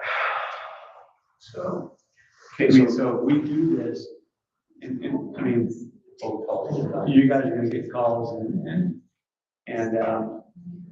that's okay. We commit to it, we're gonna enforce it, and there are gonna be some angry people about So are we working now on the presentation of the elementary school and look at that? Yeah. It's really not very good change. One of the comments I had on the staff side of it, on page 10, paragraph 45. On the staff and student. From the staff. Says midterm reports, every parent of every student who is doing poorly at midterm should be contacted and advised of the problem. No student should fail at the end of the 9 week unless his or her parents were contacted regarding the student's poor grades. I'm wondering if should in both sentences should be replaced with shall. Should, again, in any kind of a policy or otherwise says it's at your discretion. You can, you might. Well, the challenge there is, My question is the intent here that this is a requirement of the teachers to contact each one of the parents of those students? If that is the intent, then I think we should change those. so I would say change the first one. Every parent of every student who's doing poorly at midterm shall be contacted. That's directed at the teacher, communicate, and that's up to the administrators to make sure that's happening. But if you change your grade, if if a failing grade is where the student's at in their learning, I think that's illegal to change. I mean, at the very least, it's unethical to change a grade because the teacher didn't follow through. If the grade is reflective of what they earn. Does that make sense? The part in both, the second sentence, no student should fail at the end of the 9 weeks unless his or her parents were contacted regarding the poor grades. That is kind of more of a statement of, as a district, as a school, as a teacher, we should never be in a position where that happens. The first sentence, I agree, definitely, I feel like it should say that they shall be contacted. Make it more of a requirement, not if they so choose.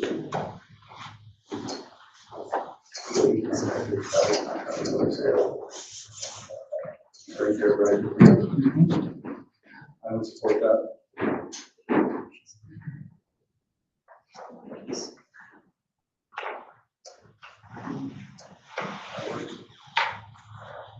All right, so let's start off. Is there a motion to support the recommendation to approve the elementary staff and student as presented? Second. Been moved and seconded. Now that's going to include that change that he just made too, so that. Is there any other discussion on this for right now? Any other discussion on the elementary staff and students? All in favor of the motion to approve the elementary handbook as presented, then say aye. Aye. Aye. Carries. Thank you. All right, now we're back to number 3, right? Yeah. High school staff and student.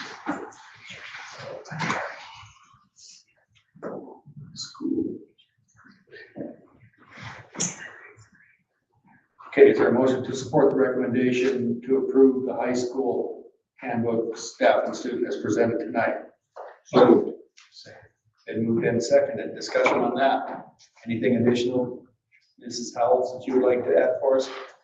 Well, I wasn't here for all Marys, so I guess looking through, okay.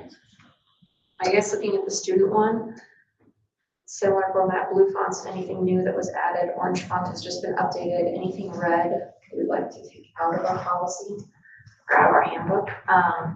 And so we met in person twice to discuss the handbook, and then with my leadership team in high school and staff members had opportunity. We brought some things forward in a staff meeting, the 2 leadership meetings, and then it was shared with staff to be able to go in and put comments and things that they wanted to see too. So it was a collaborative effort.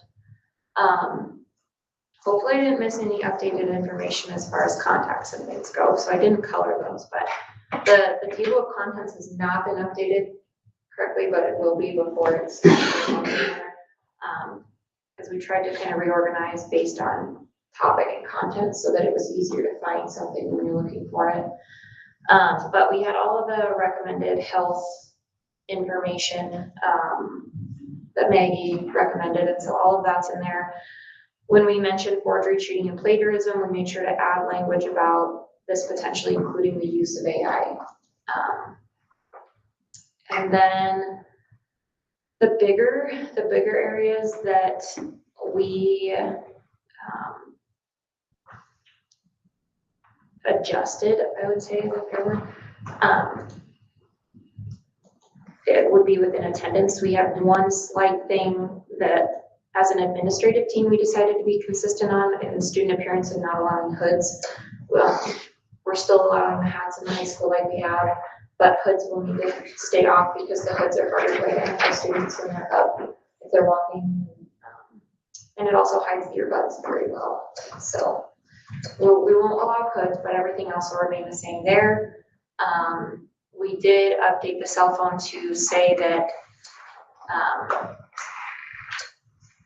it can be used at lunch. We can always change that if we decide as board. If we don't want it to be at any point in time, we kind of talked about once they get to high school, maybe allowing them the privilege to use their phones at lunchtime in the middle of the day would be fine. But otherwise, it has to be outside of designated school hours, so it's not allowed during passing times, it's not allowed during class. Any use of the devices would require the administrative approval and be granted for instructional purposes only. If they need to make any calls, they can come to the high school office and make those calls. And then we were going to remove the consequences for the phone because all of the consequences are listed out in our matrix. So we have a lot of redundancy in the handbook as far as, well, this is actually captured here already, like within all of our disciplinary actions that take place for violations. So we just thought, take those out of the individual sections because they can always refer to that matrix. So they're not changing, we just don't have them in 2 or 3 different places in the handbook. With attendance, we talked about being consistent between elementary, middle school, and high school, and the importance of that because it's confusing for parents when it's one way in 2 buildings and not in the other. And with the removal of our 8-day grading policy, and we want to be as accurate as possible knowing when students are in school and when they're not. Realistically, we have the tardies, excused absences, unexcused absences, And then school-sponsored activities. And then we do have the human sexuality instruction absence, so if a parent chooses to opt their child out of any kind of instruction, we include that topic. That's in there, but ultimately we would take out medical absences, those would be a regular excuse. We would take out the special circumstance activity, that would just be excused. Because the way that our policy reads is we have the communication with families, but there isn't necessarily a consequence once they reach absences, unless we really need to work with the family and say that your child's failing all their classes, we need to have a plan in place to attend their academics and support them academically.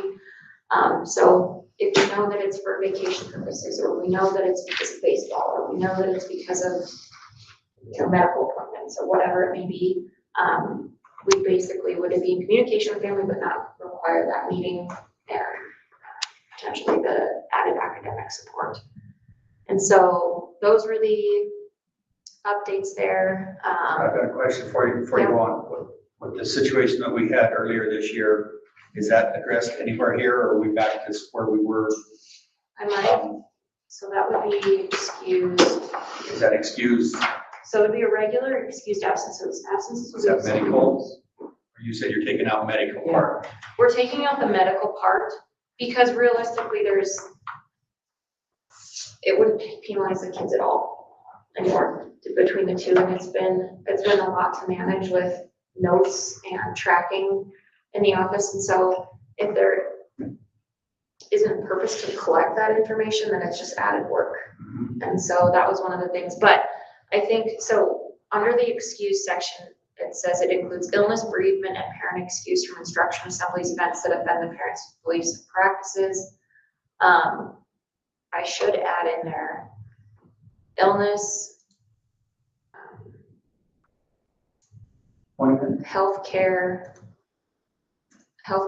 services / appointments, and then in parentheses, does it work to say on or off site and provided by outside provider. by So, an you know, outside. so that needs to be captured in there. Yeah, We met with the, I didn't, so you might want to have with the therapists. We actually have 2 interns coming in next year, one school counselor and one outside therapist will be on site, have the conversation, all the communication will go out to families, will say, this is, although you're here, it's like you're leaving to go to an appointment. It's an excused absence. To do it. And so it does capture what you're talking about, because the issue there was perfect attendance. Student wanted perfect attendance, or 2 or fewer days where the person could get. And it put the student over that. So it's an absence. So this will just clarify that, is what it's going to do, by putting that last thing that you just put in there. Yeah, so can you guys see, I'm on page Under 15? Yeah. 15 under excuse, and I just Yep, highlighted yes, it blue. Does the wording sound okay and capture that? Because it's illness, healthcare services / appointments on or off site and provided by an outside provider. That sounds weird. Provided by an outside provider, and I'll put in parentheses on or off site. There you go. Does that I think sound, that's better. is that better? Yeah, that's clear. Okay, so then it's not, I know that one of the arguments with the therapist is, well, we don't consider them a medical provider. Okay, well, they might not be medical, but they're healthcare, like And they're- healthcare is more encompassing. And so I think capturing that language will help too and be able to kind of. Yeah, I think that's important that we make that clear, though, especially after everything that we went through. The distinction is, you're not seeing a school employee, you're seeing an outside employee. And if you go see Chris Frender, that's not gonna count as an absence.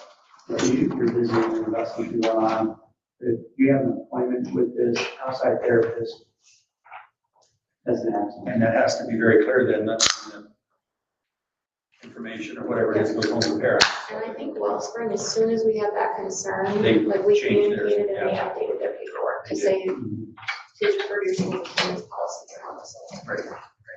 The other thing that I noticed looking at the elementary handbook and the middle school handbook, that at one point disappeared from the high school handbook under unexcused, And I guess I don't know where this would fall if we were to get questioned on it, but it's in blue there. And it says unexcused absences may also be an absence with the knowledge of parents, but for a reason that is unacceptable to the school. Right now, anytime a parent calls, they can just say, well, my kid doesn't want to come to school today. And we change it to be an excused absence because we've had notification from the school. But what this would allow us to do is say, that's an unacceptable reason for them not to be at school, and so it's marked unexcused. And where I guess that could impact kids is that they have to take their semester tests in high school. And that's a Montana code. And that's not us changing language. But in our School district has the right to not accept it. But in our school, who's the one to make that decision? Well, I think if our administrative assistants were to like ask principals, like, hey, this parent called to say this, do you want to excuse it or not excuse? But I would say, Building level. yeah, I would say so. But I think in general, if they're just calling to say my kid just won't be there, okay, that's enough to say it's unexcused. If they're sick, if they're on family vacation, if it's bereaved, like death of a family member or something, you know, things like that will still. But it's there'd be a conversation. Yeah. I mean, if a parent thinks I called, it's excused, they would just also look and see. And what happens is come semester test time, kids are like, oh, I have an unexcused absence from 3 months ago. Mom calls to try and excuse it. And we have issues with that. But within this policy, we say you have 5 days to call an excuse an absence or else it stays. The other thing that we added, and I think Mary and I had talked about this, and she actually used it with her kids this year, and I think it was beneficial. Like if they're struggling academically and it's because of absences, it's almost like an academic reset in the office. They're gonna be in the office, monitored. We're gonna have work for them to do. And I think it was helpful, but on Roman numeral 4 under unexcused, an unexcused absence may result in making up the equivalent of the time missed either after school or during school hours in an isolated classroom environment, so ISS, if deemed necessary for academic success. So the student may lose credit or partial credit for assignments turned in late. Because our unexcused, our makeup policy for unexcused absences is that it's due when they get back and it's due at the same time everybody else's assignments are due. So. Right. Those 2 students were students who were gonna drop out. Yeah, we had 2 students right there at the end who just wanted to give up on school. And so I just made that really hard for them. And I called the parents and I said, Mr. Render and I will come pick him up tomorrow. If he doesn't show up here, he's gonna finish and we're gonna hold him accountable. And he showed up and a couple of those kids crossed the stage because we put the pressure on and parents were grateful that we, thank you for telling, I can't get him out of bed. And so they're so grateful that we look at the grades and we care enough to do that. And we had a really good SRO that would work with us on, know the community really well. So One of those kids has a scholarship to Missoula. I won't say the name of it. It was gonna quit. I ran into him yesterday, and he's so grateful that someone reached out to him because he was gone. Well, that's what I think some of these need to be made, we need to make sure that people understand they're not punishment, they're people coming behind you and helping you through it. That's what. at first it feels like punishment, but the kids that we noticed needed our support realized very quickly it was a form of love. Because we care. We're gonna bring you closer and we're gonna work with you on highlighting what you need to do. We're gonna make it happen. Yeah. My favorite was you and Mr. Valentine, and hopping in the car and headed over. Just the one kid was sleeping and he actually showed up like that day. We didn't actually hop in a car. No, you said you were gonna. But that was Mr. Render and I. Mr. Valentine was part of the kid wanted to, do music and stuff. It didn't have the grades. And so we said, you gotta graduate. But that's also for just outside of the box. I mean, It's a small community. We can go to their house and get them. Miranda, I had just one question. On that human sexuality opt-out, do they need to be at school? Yes, so the human sexuality, they need to be at school, they can be in an alternate location with an alternate assignment. Right. Because because I had a kid this year who opted out, but decided to golf during that class, decided to go golf. And then that was their 5th absence and put them over the limit for their semester test. And I said, you weren't here in school. Right. So as long as it's clear that, I always have them check in with me and they go to another location, but as long as it's made clear that they can't just opt out and go do something else, they need to be at school and can be at an alternate location. Yeah, so maybe we need to add that in, because it says a student may be absent from a class period, assembly, school function, or other instruction at the request of a parent, guardian, other person responsible for care when the subject matter is related to human sexuality. These absences do not count toward the student's discretionary 10-day total, which should actually say. See, and so I wouldn't even call it an absence because they Right, actually so- do check in Yeah. and then they're just relocated. So Brian, that came from Senate bill, like all that language came. So I guess, do we need to look further into that then? Because if they're still expected at school, do we just word it somewhere else that they can be out of that class, but in an alternate I location think, with an yeah, the way you alternate summed assignment? it up, they're here, they're just not going to receive that instruction. So But they then have it a wouldn't- need to it go wouldn't be- golfing, they're absent, Let me see where else. right? So because I could just see, if there's an assembly or something and someone, as their parents call and say, well, no, we don't, subscribe to that, or we don't, whatever, they're gonna be gone. So that almost, instead of a type of absence, I'm gonna, can I just? But I think I wanna make sure we're talking about the same thing. If the parent says, it's like Shakespeare in schools last year, 2 years ago. That's a waste of time, I'm keeping my child home. That child's absent. Right, so that's where I'm gonna move it, so I took it out of types of absences, so if you scroll down then to page 16, under truancy, so these are other things, we have chronic absenteeism, we have truancy, and then if we have a human sexuality instruction, absence, I don't know if we want, what word should we use in that, but a student may be, However you want to say it, what do they do? yeah, opt out, so a student may be assigned an alternate. It's an alternate Setting. assignment. So a student may be assigned an alternate setting. I'll change the color. So I think you can kind of hammer that out. I think so too, but Okay, so I'll highlight that in yellow, and I'll just make sure it reflects that it's not an absence, but they can go to an alternate setting But they have to with an be- alternate. But they need to be in the building. But they have to be outside, And- yeah. Yeah, I think that's something that we can figure out. Yeah, yours is under, it's under. The types of language, absences, if mine's we- no. we all understand what the intent is. but that- All right. Yep, yeah. The one thing I do think that we'll have students with circumstance absences that might be upset because the absences will count, but they really are gone and it's not for a school purpose. And so we can have a more accurate reflection of when our students are actually at school and when they're gone with the types of absences that we have. And again, the only time that it's really going to impact them is semester exams. And realistically, the semester exam is a culminating assessment that shows you have the content. And so if you're missing 20 days in a semester and you take that exam and you don't do well, that accurately reflects that you missed that time.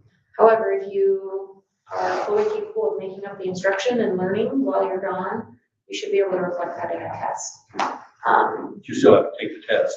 Yeah, so that was the other thing that as a leadership team, we talked about. The kids have figured out that at a 10% weight, they like pre-crunch it out and they don't show up. And I'm like, I'll just take that 10%.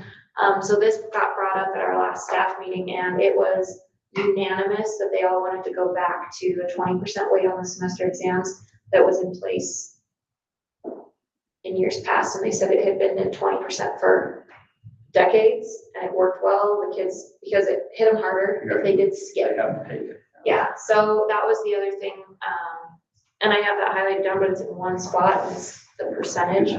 And so that was the other thing that the staff But just one place, I just thought of it, that devil's advocate with the special circumstances, is as far as students, if students, weren't exempt with those special circumstances, if they would be likely to go homeschool and wouldn't be enrolled in the school anymore. So I guess that would be my one, I guess with that special circumstance, and I guess the one thought that just popped in my head is if students would elect to go homeschool, versus stay enrolled in the school. So I just.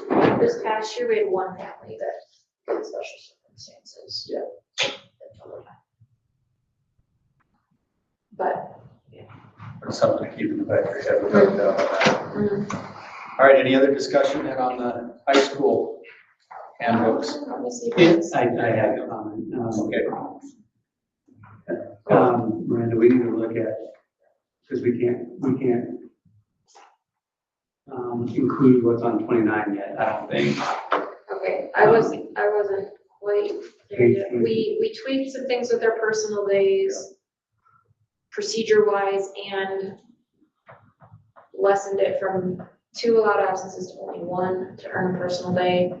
For school safety and emergencies, our staff wanted to make sure students were putting backpacks in lockers, so they didn't want them to carry their own backpacks anymore. And then we did purchase school issued locks for all lockers so that students' belongings would be safe and locked away. Combination locks? Yeah. Oh, wow. So, That's gonna be hard. yeah. So every student, and I told the staff, I'm like, the first week or 2, we'll have to be, we need some tardies with kids figuring out how to use a combination lock, but, They're smart, they can do it. yeah, but a lot of the teachers have just mentioned that they're becoming tripping hazards, kids are just loading them up with stuff and they're carrying them all around. We had, concerns at one point in time that they were like, we don't know what are in the kids' backpacks. So if they're carrying around and there's something that could pose a safety threat, we wouldn't know about it. And so kind of taking all of those different things into consideration, What kind of locks? like the spinny dial. Is it much more money to do the number ones on the bottom? I don't know, we already, A lot less problematic. I don't know if they make those with a key, so the Right, so this one has a combination, master we have a master key. Oh. what we did talk about is like, if we have students that, struggle with the combination locks, if we purchased a set of other locks that we just keep track of like the codes for that we could get into. Like if we have students with IEPs or things like that, that might need a directional lock or a simple 3-member lock or something like that. You reset them with the key. That's how you set the code. I don't know if you can unlock them. You can. I come from a school where all middle school kids have them and they know how to do it.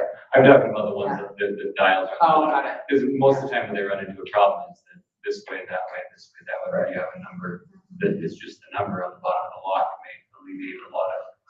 I was thinking of self-tip pen and write that on the lock, so They get really good at it. They, the first couple weeks is like, oh my gosh, I'm stressed out, and then they get it. So, yeah. So those were, We just don't have a lot of money, so we bought the ones that we could afford. and we already had purchased some, so we were able to just extend on to what we bought, so that we didn't have to. And in the old multi-purpose room and those locker rooms, when Mr. Oriot and I used to have PE over there, all those kids that went through PE had a combination lock on there, and they could get in there and get out. But it, like Mary said, it takes a little bit. Couple and then weeks if we go in of and you gotta, I'm guessing teachers will have to be out in the hallway and they're like, I can't get it, help them and that kind of thing. Early first couple weeks. Yeah, we kind of Okay, slow roll those target policy. Be a good life skill so that if they ever need to use it, safe. Yeah. So those were the only 2 other things like generally that we do, but under curricular activities, another thing that our leadership team had talked about is requiring 1 more math credit. So instead of only requiring 2, we would require 3. And we would recommend that of those 3 credits, they should include a year of algebra and a year of geometry. Now, we understand that some kids take different math pathways, but over the course of 4 years, if they take 3 credits. With this discussion also came about from our awarding a 23 credit diploma to a 24 credit. If we were to do that, we would have to look at board policy 2410P1, because it is in our board policies that we do a 23 credit diploma. The other option, we wouldn't necessarily have to do the 24 credits. We do have a lot of people, like other schools in our district that are 25, 26. And so we were one of the lower diploma offerings, like when we brought this up and talked about it in our Region 3 administrative meeting a couple months back.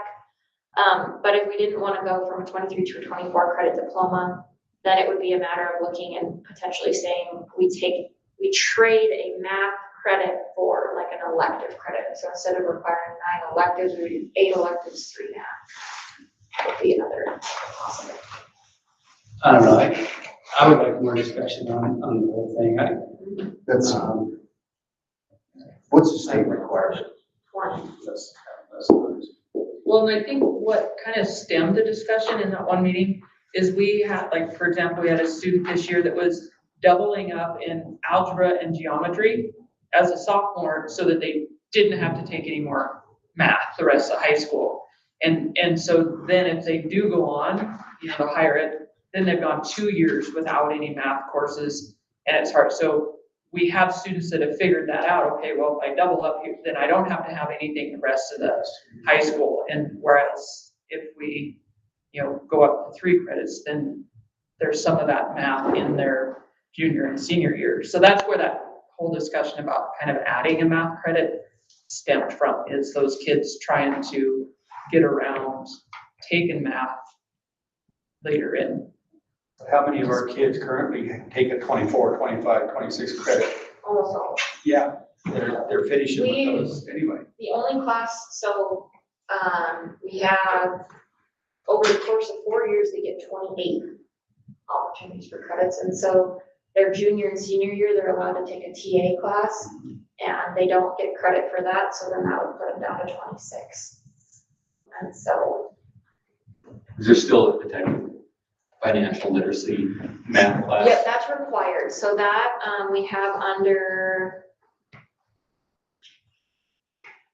vocational arts. It's not considered a math class anymore? No, so we put it under vocational arts, and, it was it was part of our business program. Just playing devil's advocate, all about taking extra math courses, but have you considered what you would do with those children that come in to 9th grade at the 4th grade level? Because there are some, and so I just wonder, there may be some children, and they might have an IEP, so maybe their whole scenario is different. There may be occasionally a child that would struggle to do geometry. So they would, and that's why it's recommended, it's not required. So we put that we recommend it to be algebra and geometry, not required, for that very reason, because we do have some kids who come into core math, which we're retitling to be pre-algebra. And they could come in at pre-algebra, then take algebra 1A and algebra 1B. There's their 3 credits, but realistically, they only took up through algebra in those courses. However, those would be students that we wouldn't recommend their senior year jumping into geometry. Maybe they're taking a consumer math class or a science elective, but they would still get their 3 credits that route. I misunderstood. I thought. No, that's okay. So that's good to ask.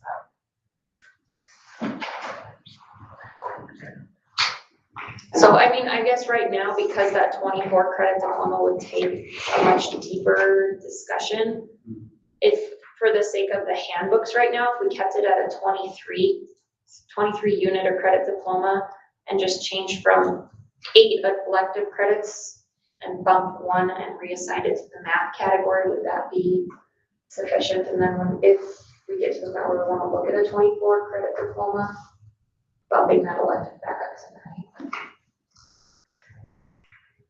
And this would go into effect with the start of this year It for would be for this freshman. freshman class coming in, basically.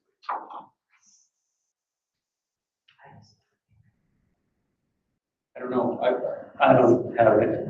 I haven't had time to look. it feels like it's a lot Yeah.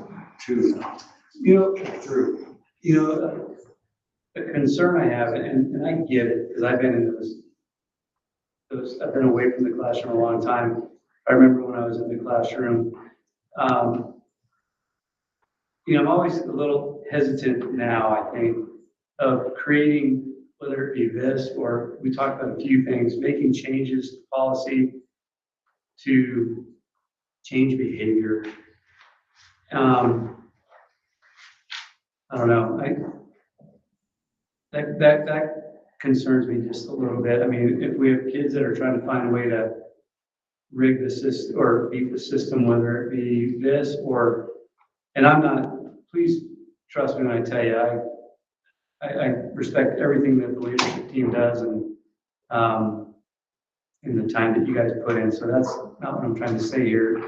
I do worry about changing what we do in policy or practice because we have kids that have figured out how to beat the system. And I don't know what the answer is, and maybe this is the answer, but, And I guess I wouldn't say that that's the sole reason that we move that route. Yeah, that'd be my It's question. What's the also- problem that this change is trying to correct? I would say more my perspective would be that they could potentially have a stronger foundation moving into post-secondary options, like whether it be, I think math is applicable to whether it be a trade. So you're trying to stop having a 2-year desert of math Yeah, here. yeah, and You it don't just- have that for 2 years and then they go out and it's. and I want to be clear, I don't think 3 math credits is a bad thing. I just, and I don't know what we would look at and how we would look at it. It just feels to me like, I guess I don't know how much time was put into studying this and, I guess what additional information would you guys need or want on this? I think if we move forward with it, we don't want to have to. I think for me, it just warrants more information. I mean, we're talking about a handbook, and now we're starting to get into policy and curriculum issues that, that's not the purpose of what we're looking at tonight. And I did, We're here to approve a handbook, yeah. and now we're going down the rabbit hole of curriculum and class, credits. So I think it warrants, not that I'm opposed to it, Brent, I guess I want to. And I did look, and we don't have anywhere in policy that dictate, that spells out where the credits are required. Our only thing in policy is the number 23.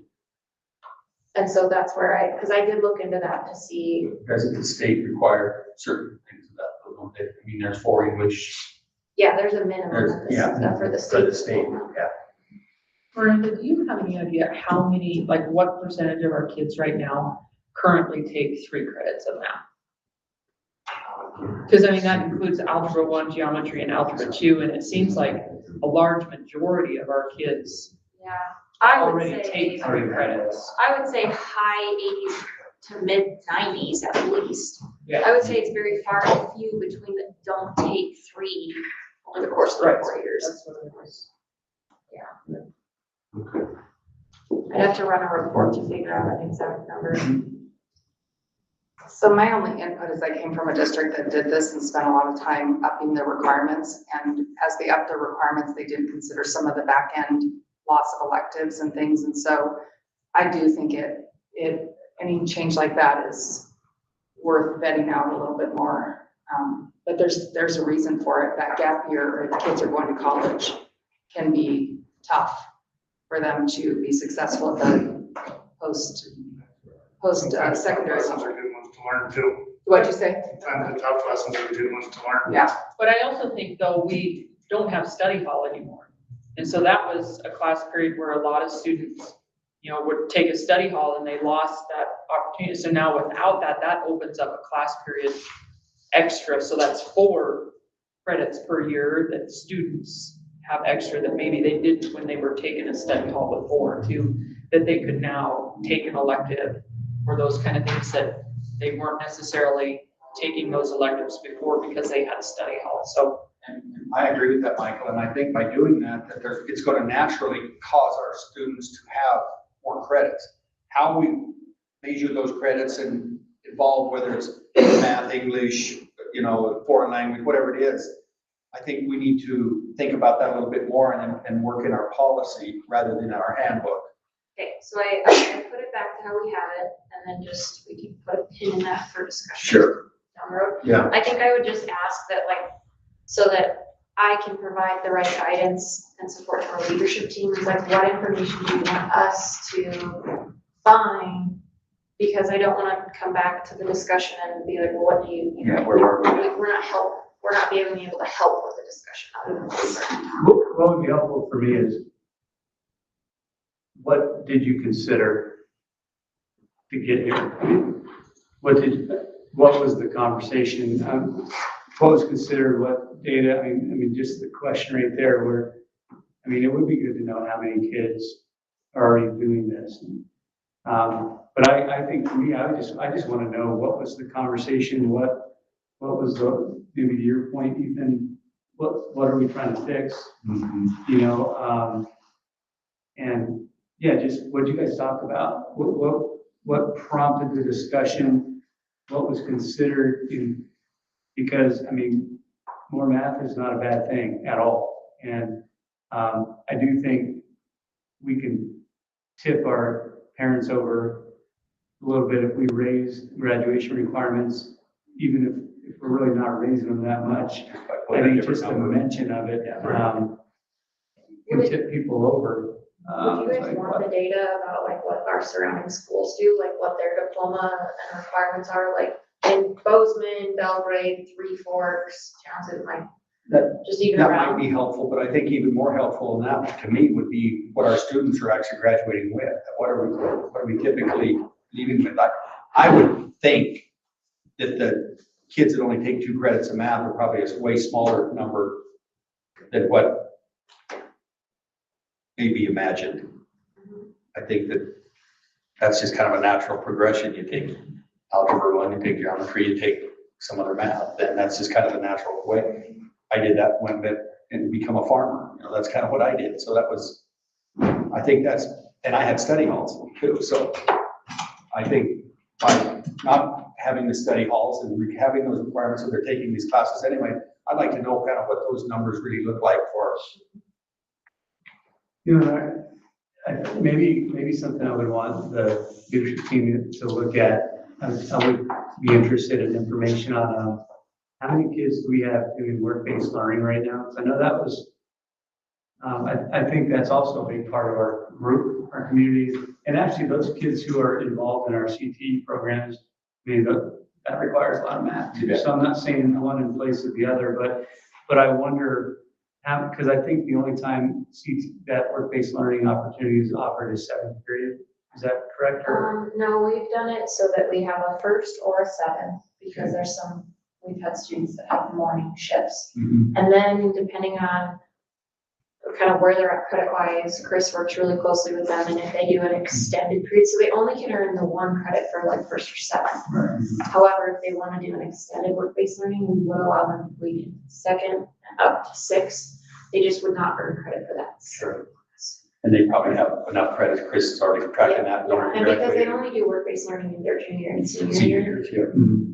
Yeah, and that's that gap. That's why part of the reason I bring it up is that gap. I wonder would this impact those kids? Would we lose kids who maybe want to go and start working toward a trade because they can't be gone for those 2 periods because now they have to add another class? And maybe not, maybe those kids that are in those programs are already 3 math credit kids. I do think that we have work to do with our work-based learning. We have a lot of work, but I think it's something I heard this when we had our graduate profile. When we had our parent group come in for the graduate profile, a lot of our parents that were in the room at that time, they want to see that be a big part. Because we have those kids, we have those, we're an agricultural blue collar community, and not all of our kids are going to go to college or a traditional 4-year school. Might go a 2-year trade and this can get them on the way. So that'd be something I would want to know is, could this negatively impact that kid who wants to do that program? Understanding that we do have work to do in that program. That's all I think is missing is the pros and cons of it a little bit, you know, what are we trying to solve? I'm not against it by any means.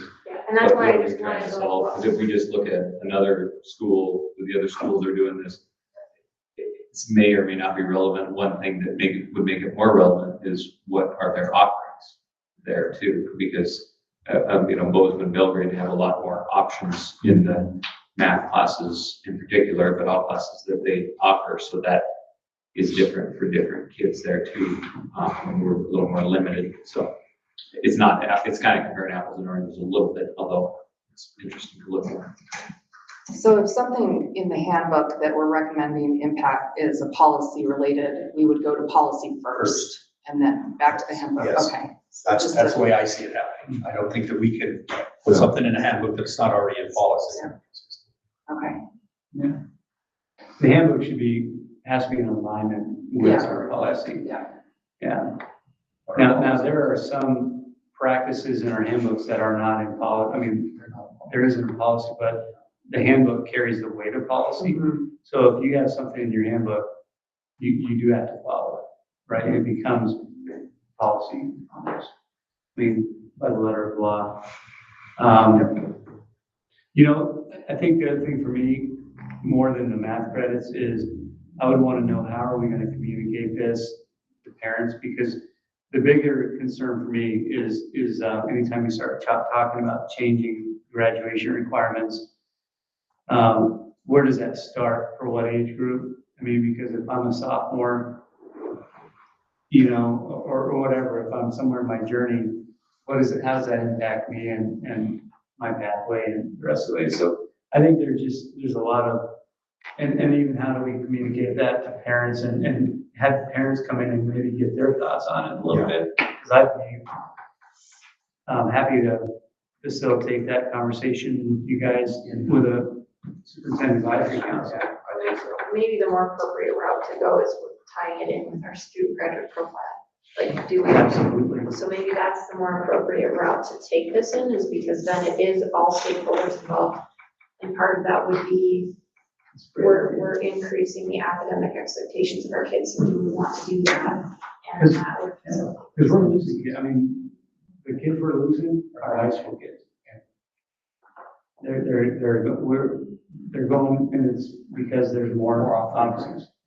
And so, I mean, it's a great discussion to have, and tie it to our graduate profile is a great idea, I think. So that might be more the most beneficial approach. Okay, so then back to the high school handbooks as presented. Anything else then, Miranda? Are we at the bottom of it yet? I think, let me just scroll through really fast and make sure. Oh, we did add, so we want valedictorian, salutatorian to primarily be with the GPA. But what we're finding and what was really interesting this year is students who take 0-hour classes of jazz band and jazz choir, their GPAs are actually negatively impacted if they've taken AP classes. So they have a positive impact on students who don't take AP classes and a negative impact on students who take AP because of the way things are weighted. So we just wanted to capture in there like other considerations and requirements that can be factored into the determination of valedictorian, salutatorian, include the total quality points earned. So that would account for additional classes in comparison. Involvement in extracurricular activities and contributions to the school community and disciplinary records. So first and foremost, it would be GPA, but if we're trying to look and identify other things that can be other considerations taken by the leadership team. And this is pretty common in other schools too. So was this year a rarity? I mean, we still had 4 students speak. Right. But there were 3 salutatorians. There were 3 so tied, so they were just. Yep, and one of them we had to go in and hand calculate because he was a student that took AP classes and has jazz band and jazz choir. So we actually had to hand calculate and make sure that we had the accurate, otherwise he wouldn't have been tied technically. Sure. And he's also a national merit. And he's a national merit scholar. So like those were things we were like, we gotta be able to capture this here so that it's like, okay, those situations happen. And we're aware of it, and we looked into how do we fix this on Infinite Campus, and you can't, because mathematically, that's just how the numbers crunch. So that's nothing major, but it's still there. But I like the fact now that you're back to valedictorian and Yeah. valedictorian. I mean, we had Cal 10% for years, and it never impacted too much until we got 70 kids in a class, so, And that's coming. yeah. We switched the weight from 10 to 20% on semester exemptions. The other thing that staff wanted, and this was the entire staff, is part of the disciplinary requirements for semester exemptions is that, they can't have any reports of cheating in any classes. So we've seen a rise in that with students. And so it's just, if you cheat in any class and it's reported that you cheated, you're taking your semester exam. But more than reported, it was investigated and found to be true. We took out specialized studies class. And so we still have the study skills, which is for freshmen, sophomores who, it basically supports our title program. So those are still in place to provide that academic support. We still have our flex time. Our specialized studies teacher, she took a survey of the kids, and most of them reported less than 15 minutes of homework. And so she found that a lot of times kids in that class weren't doing work. And so kind of identifying the need for that and recognizing that our flex time is a time that's utilized as a study hall too. So. And then I believe we adjusted some course fees to more accurately reflect the amount of supplies used. Driver's ed, once we have final reports, then those numbers will update to make sure that we're covering our costs in driver's ed. So we'll just adjust those once our teacher's report is completed, and like when I've had a chance to see where we fell for those expenses. Just general updates to the library for times, and then I think that's it. So blue font is Oh, addition. Sorry. Which is updated and red is written. And then Nate Parsegian and I, we went through our handbooks for the student participation booklet and our handbook. And a lot of it was repeated, and really stuff in the booklet should be captured in our student handbook in this section. And so we went through and updated some of that. And then what will happen is just like the front 2 or 3 pages of our booklet that had information will just be printed out as an info sheet to parents at the top meetings. So one less booklet that people have to refer to because it's all captured in our handbook.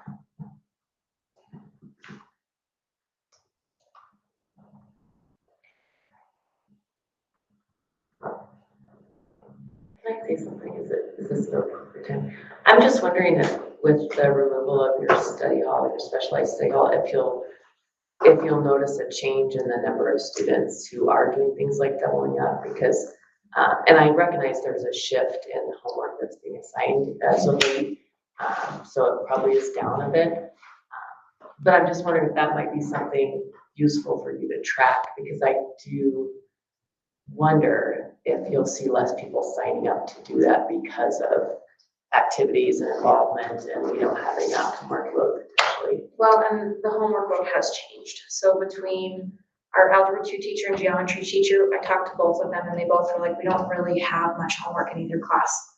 So the students who were taking both, the homework requirements weren't really there because they're utilizing the class time. Do you think it will impact your AP courses as well? When looking at, that was another one of the questions that was in there as the feedback from that. And the AP classes haven't had as much homework either. So, yeah, I think, let me look at that was a discussion topic for us at home for what Cooper would take his senior year, because he shied away from classes because of the lack of study hall and with the extracurricular activities and the long school days. He wanted to be a good student. He didn't want to sacrifice across the board. And it was hard because I would like him to go to college. And so you want to push him on that and to take an extra math class or whatever. But without the study hall, it's really tough. I think what is an adjustment though that students this year was new is that there was an adjusted homework load. So what maybe was expected in the past for homework and they knew was super demanding, or that they had more homework at home, that this year was new with the 4-day week and just teachers adjusting how much work was assigned. I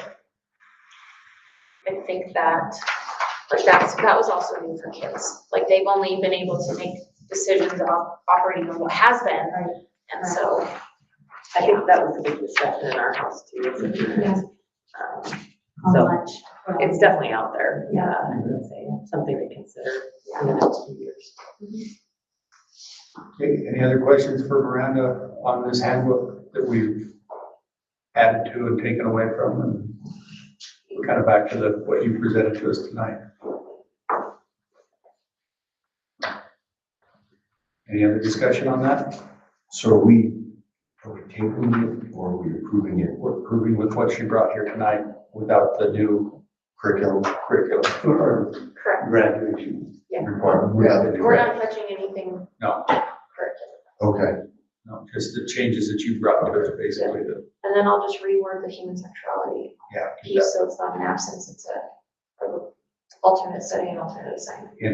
In school, Are those the only two changes we had? from what she had. All right. I'm good with that. Did I need to go through anything with staff? I didn't put that one. We're just doing, we can vote on books. The staff has to. The staff one of the things that may need updated, and we plan to have a meeting with Anne and Andrea about the possibility of utilizing our time clock system for scheduling substitutes.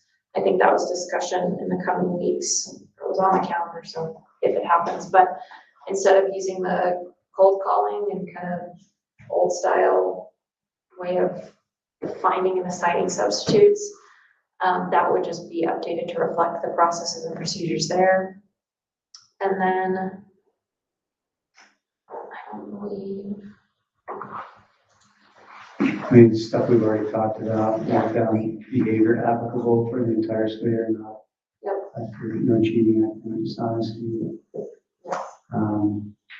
one of the things we've talked about just as an administrative team is that we've had a huge number of copies, and so I would maybe like to start utilizing a print shop for bulk copies so that we're not as hard on our copy machines and needing quite as much. Utilize of what? Print shop, so, for like bulk prints, Oh, we would take them to a facility, Oh, have them printed so that, there's still those Yeah. out there to do that.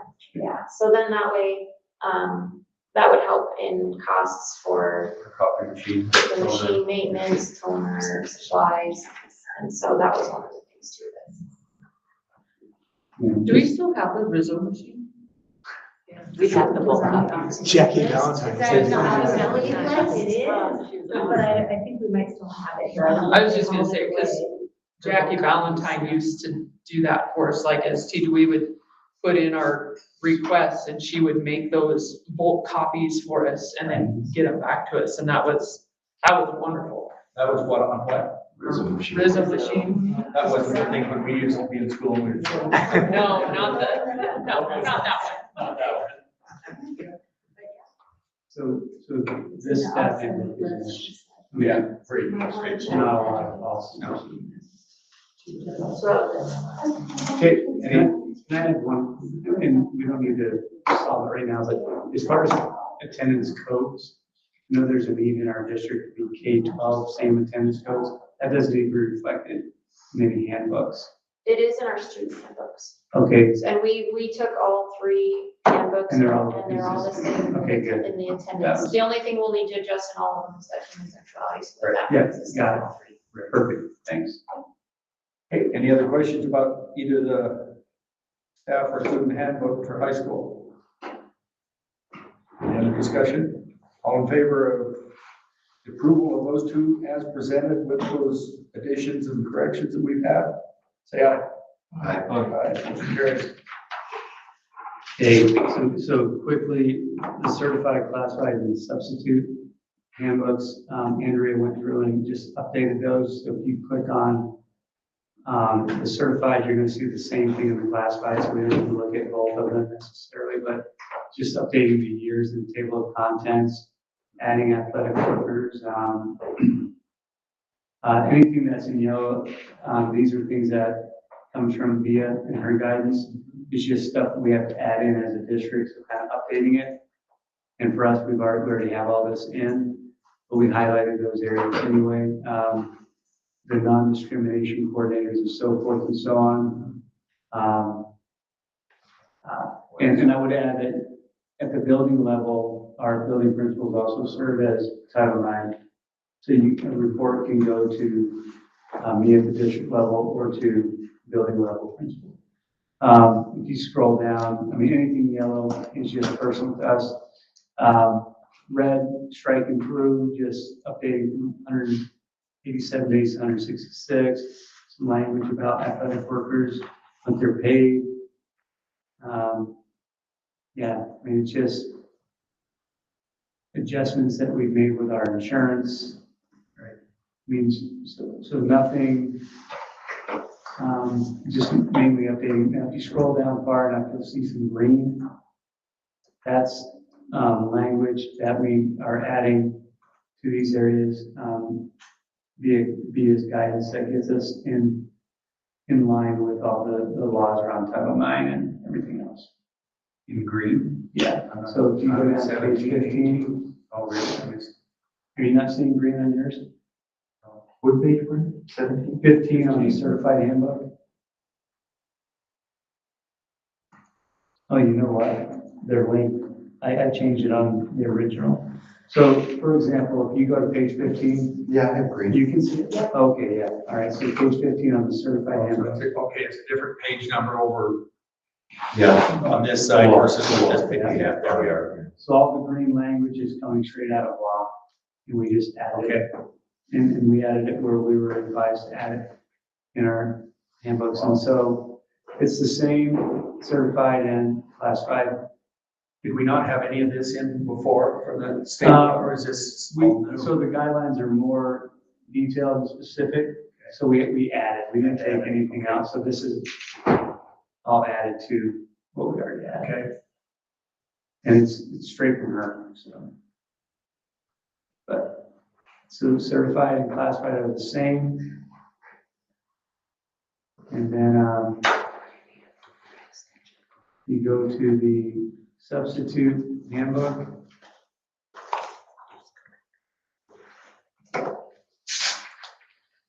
Marisa actually ran it was one of our parents' idea. I can't remember who it was, but I kicked it around and wasn't it you and Jenny actually ran a adult ed? We did a sub-boot camp, yeah. So Yes, is that what you're thinking of? Yeah, boot camp. Yeah. Just to get community members to attend an adult ed. So we'll probably try to do something like that again next year, get more administrators down here involved too. But anyway, if you scroll through here, same thing, just updating. In red, deal with Montana's code. Yeah. So there's really nothing earth shattering here. Very few changes. Okay. So is there a motion to support the district employee handbook certified classified substitute recommendation for approval? So second. And then seconded. Any other discussion on that? Is there anything else that anybody needs to? I scrolled in A little bit, that's all right. Put the cart before the horse, but now we're ready. The horse is ready. Any other discussion? Any other discussion? All in favor of the approval of the district employee handbook for certified classified substitute, say aye. Aye. Motion carries. Then item J is recommended district approve the proposed 2024-25 14 student attendance agreements for incoming elementary non-resident enrollment requests due to extenuating circumstances. And these are just basically families that we have been in communication with, and I just basically dropped follow up with them, and so they missed the deadline when they reached out. I consider them separately. How many are there? Four. New, four? Three new, one who was a student here this year, Okay. second grade. Okay, is there a motion to support that recommendation for the out-of-district attendance agreements? So moved. So, I moved and seconded. Discussion on that? What? No, that's okay. But now the reason that we did this is because we dropped the ball on that and we had given you the opportunity or The policy gives the superintendent the authority to take into consideration families' circumstances. And when I had families reaching out saying, hey, here's the email you sent me. And I can extenuate circumstance. They missed the deadline because You didn't read I it. didn't reach out. So. Okay, any other discussion? Okay, we don't have a motion yet. Yes. Yeah, we do, yeah, I didn't put my little marker out. Okay. Any other discussion? All in favor of the proposed student attendance agreements as presented, say aye. Aye. Aye, motion carries.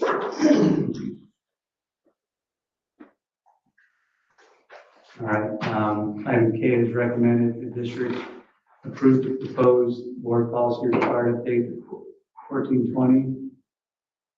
And which basically doesn't really change a whole lot.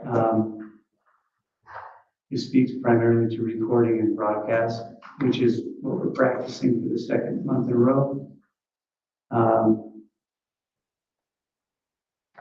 And it includes optional language if the district is capturing the audio or video recording of the meeting to be published as required by this section through a platform that is also broadcasting or streaming meeting. The district shall arrange for the written commenting functionality of the platform to be engaged so citizens using the platform to observe the meeting also have the opportunity to comment in accordance with policy 1420. We're not using it in that capacity. So people from the outside can't watch our meeting. So we can strike those 11 through 18. Yeah. So that's the recommendation is to have that struck. Yeah. Okay, is there a motion to approve that recommendation for board policy 1420? Striking which you. Lines 11 through 18, that's that optional. Oh, gotcha. If you're recording and you have to, or broadcasting, you have to have somebody manning it to take in the comments. And we're not doing that part. Strike that also on. Yeah, in the minutes. Right. If an audio recording of the meeting is on your official recording announcement, we're not going to do that. Yeah, strike that too. Yeah. The rest of it is all required. There's no other options. Right. Okay. And that's a pretty big strike. It goes all the way down to 48. It does. Yeah. Yeah. All righty. Any other discussion on that? Any other discussion? All in favor of the motion to approve 1420 as presented and approved, or what we do? We struck those things, the optional language. I said, so moved. The optional language first. Do we have a second? Yeah. Brian, saying, I'll second again. I said it, somebody else. Speaking softly. you. Okay. Second. I think the handbooks did us in. All in favor of this thing, the way we just did this thing, say aye. Aye, motion carries. We were rolling. We were. We hit policies. Okay. L, recommended that the district approve the proposed board policy recommended updates to NTSBA March 2024. This is second reading, so we've introduced 2309 school library program, which that's approved. We delete automatically 2310, 2310P. 2311 instructional materials, delete 2311P, and 2314 instructional library materials review. Those are the three that are Approved, Brian, all of you haven't.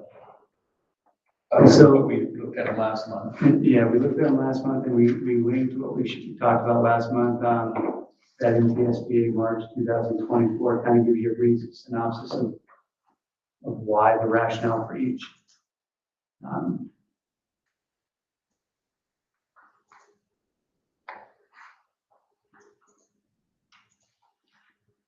And it still gives the board and the superintendent. Yeah. Gosh. That's the biggest thing. It's still. Yeah, I think the, where's that? Instructional and library materials review, I think requires the board. Right. Anything that's approved,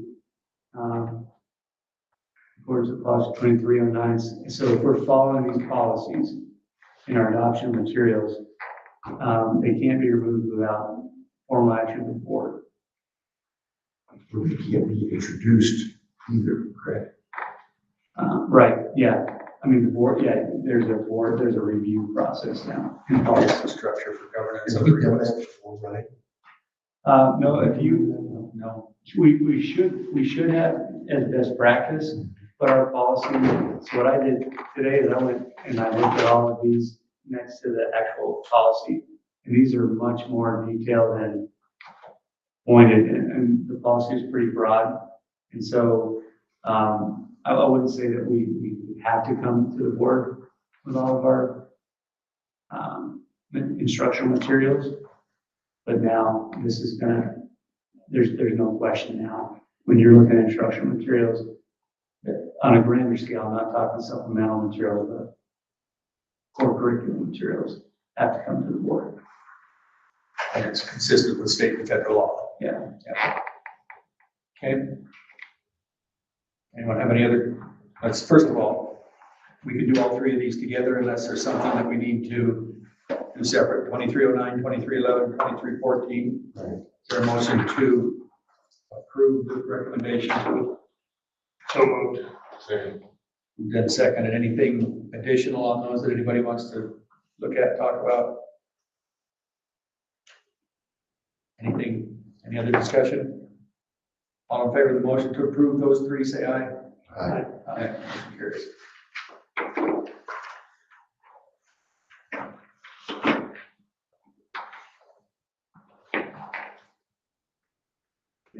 Can I be excused for a minute? I need to. Can I just ask a quick question? Yeah. So with that said, like if, if Trudy, if she wants to get a book then, does she have to go through you guys then? As far as, like, for young teens, there's a book that 13-year-olds really like to read. Does she have to get permission for you guys to have it in the library kind of thing, or? So this applies to instructional materials purchased by the school district. Yeah. And so that's a unique situation we have, because we share a space. Oh, because she's the community She library. works for you. Yeah. Yeah, and Yeah. you know, and I know that could possibly change in a few years here. I know that's being considered, but right now, if we're, and really, I mean, it's, the board acts through me, if you read the language here. Yeah. And that's, so it would be me communicating with the board on these types of materials, but if I'm looking at this 2309, superintendent responsible for selection of library materials, but ultimately the responsibility rests with the board.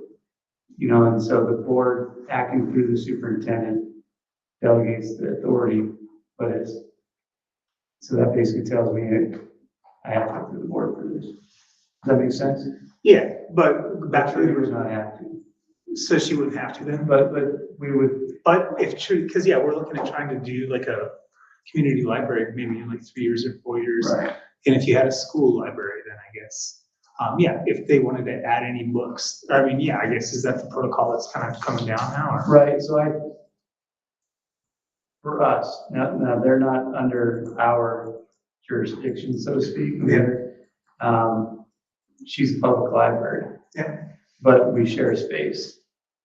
And I guess that could get pretty, I feel like, we work pretty well together. I'm not aware of any incidents where materials have been purchased by the city that someone has taken an exception to, through the school. So I feel like our staff work very closely with her. Yeah, Trudy does awesome. Yeah, she's really. Okay. I think there's certainly a possibility for something like that, but I think it's something that we just have to be dealt with if it happens. Yeah, as long as it is a control. it is a shared facility. Right. I don't know how it actually works as far as what is owned by the town versus what is owned by the school, as far as materials in there. I think we own the books and you guys own the shelves, is how it is, if I'm not mistaken. Yeah, I know we, like any change, we purchased carpet, I mean, yeah, changed to the facility. Facility, not necessarily the. Yeah. Books to the cities. See, I wasn't even aware of that case. Yeah, because I think that we have, the community has insurance for the books, because that's property that we have. No, if somebody has a problem with the book, I'll be happy to use it. Oh, please, yeah. But I know Bev does, I mean, she does curriculum review and, instructional material review and so you guys have the insurance on, do you actually purchase them too? 'Cause I think so. I mean, but then there's different, because Christine has books in her classroom though, and she knows that she's gonna have a class of 30 students and she needs 3 more books, then I don't know, magically they show up, but yeah. And it's kind of a co-op with Belgrade and Bozeman libraries as well, maybe 3 books. I think. Yeah. You know, kind of. Yeah. Swap around and that's an interesting thing to keep track of. The community looks to have their own separate facility because we're gonna have to figure out how we're gonna. I want to do that already, because I know we will put a show our library. Yeah. Because we already actually have a library, I mean, so we have the property to build it actually right now. What's that? The city hall, actually it's a half-acre lot, and there's, I mean, we've actually formally, started to look at it, so. Okay. It's huge progress. So, so I wanna help the group out here a little bit, for item M. I would like to table number 1 and 2 because I wanna bring that to our leadership team tomorrow. You know, that was the one that had the optional language. Right. And, I feel like I need to have more discussion with them. Okay. When we're ready to make that decision. So just pulling 1 and 2 off. And then number 3, 2162P2, section 504 procedural safeguards. And it's exactly what it says. We already have policy around section 504, 2162, and 2162 P1 would be the procedure. This is one more layer, and I think what prompted this is the number of lawsuits around the state right now, around the country, around just discrimination lawsuits, schools not following the policy and procedure in section 504. You know, we were able to highlight a bunch of, you know, maybe some issues we had when we brought PA in to train our staff this fall. And, you know, with the hire of a special ed director who also serves as our 504 coordinator and has actually worked with BF, you know, teaching special ed and 504 case law. I think we're gonna be in pretty good shape, but it's just another layer of protection that if schools follow. Not all of it. That's really all it is. The questions we did have on the 504 one is the child fine. How does it lay out, what do we as a district need to be trying to do? We've talked about it in the past, to try to identify some of these students who are in our district. What does that actually look like? What do we need to do to be trying to identify these individuals? So, I mean, with child fine within our own building, we have process and procedure for evaluation. I mean, a student can be referred. I guess I'm thinking of it more like incoming students. If it's right, you know, kindergarten screenings. Yeah, and so we have pre-K. In fact, we have a meeting coming up in August with a student coming in who's already been receiving services. Those identified out in the community. So they're identified out in the community. We partner with them. We passed policy earlier this year that kind of shored that up a little bit. But that also ties into that policy I tabled, the student policies, and early literacy. But Child Find is really all about identifying them. And so through different community partners who work with families there to identify students with disabilities. And they start the process and then they get connected with the So they school will have some district. of that communication without violating HIPAA rules or other things then. Right. Yeah, I mean, because they're in our district, they're in our attendance, they're our students. So we start that process really early. And we also conduct Child Find with special ed or homeschool.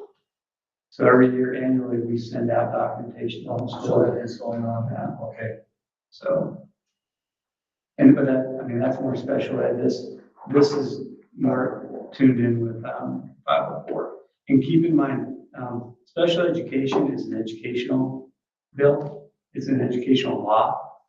504 is a discrimination law. Okay, they're different. So when we provide, it's a disability, discrimination based on disability law. And so, when you provide accommodations, you're accommodating a disability, right? Whereas in special ed, we're trying to access their learning through accommodations. And something that was pretty eye-opening for our staff is if a student has a 504 and a teacher is aware that a student has a 504 and chooses not to provide the accommodations, the teacher gets sued. It's not a district. I mean, the district can as well. Say that the district knew also, but if the teacher makes a unilateral decision that I don't think this child needs this accommodation, the teacher can get sued from the district.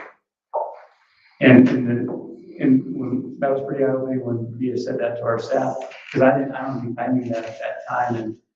And the danger there is if you are sued for something instructional, I mean, the district represents you, right? If something's going on in the school, but if you're sued for 504 violation, you're not protected by the district and on your own. So it's really, that's another reason why you have a second procedural, a second procedure coming out. Okay, we're gonna do these one at a time then? What's the best way to do this? Let's do them one at a time. Let's take 2162 P2 that we just looked at, the 504 procedures. There a motion to approve that recommendation? So moved. Second. Moved and seconded. Any other further discussion on that? Further discussion? All in favor of that motion, say aye. Aye. Aye, motion carries. And then 2250F, adult education acknowledgement of risk. I mean, it's exactly what you see there. So from now on, if you're going to take an adult ed class, you're going to fill this out. And there can be no assumption that the district is responsible for it. And I think that's stated in first or second paragraph. No assurances. Yeah. Okay. When lawyers got involved in all this stuff, it really got complicated. Well, when our attorney met with us, or not our attorney, when MSGIA liability agent met with us, and this insurance companies are very big into just settle. But there have been so many lawsuits across the state of Montana, across the country, that they're now saying we have to start fighting some of these. And so that we have to have these policies in place in order to be able I to. don't know if those are connected, but probably They are. some level. Yeah. Okay, is there a motion to approve 2250F, adult education acknowledgement of risk? Second. And moved and seconded. Any further discussion on that? Dance class you can teach. That's, and 504 said I have to have accommodation too, that any adult too. Remember, we're being recorded. That's right. I'm just pointing it out now. All right. Jesus. Any other questions, discussion on the adult ed? All in favor, say aye. Aye. Aye, motion carries. Okay, then 3416, and if you look on that MTSBA model policy, it's required to phase that other link is actually listed wrong. It was listed as 3614. But developed to assist districts in securing parental permission to assist students with administering medication. And I believe somewhere in here it stated that it's voluntary, that this designation is strictly voluntary. And so any negligence arising out of my designation shall be attributed to me as a area of negligence. So basically it's voluntary on the parent's part to fill this out. But I think it protects the person who's administering the medication. Who would typically be administering it? You know, I mean, we have a nurse, but in most schools it's probably your admin assistant or your secretary or someone like that. Principal. Thank you. Is there a motion to approve the 3416F3 as presented? So moved. Second. Moved and seconded. Any further discussion on that? Now, these will be made available then, I take it to anybody that has a medication that needs administration. Okay. Any other discussion? All in favor, say aye. Aye. Aye, motion carries. And now we're back. We used to have our own one of these, and we were told that they carry no weight. Now it's actually back from the legislature.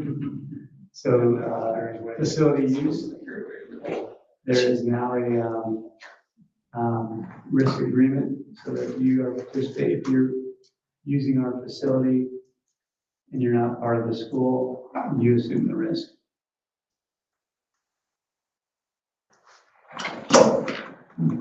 That's all that is. It's just, Yeah. And again, I think you are right. I think it's the number of lawsuits that are happening. So now we're making policies to try to. and keeping one more piece of the facility use. So I'm wondering how we do that with the rest of the state in terms of. That's perfect. There's like 100 kids show up for that. Maybe more. But we'll worry about that later. I mean, for each event, we'll probably, we'll see how do we do this. Can we do one per team? Any other discussion? All in favor of 4330F2, represented, say aye. 8121 district-owned vehicles. I think this one must have been inspired by people who use the district-owned vehicles to go to conferences and drink. And when they wreck the car, they don't call their supervisor. This requires you do it. And I think there's probably something to that. Accidents involving district-owned vehicles will be reported to the superintendent or designated immediately.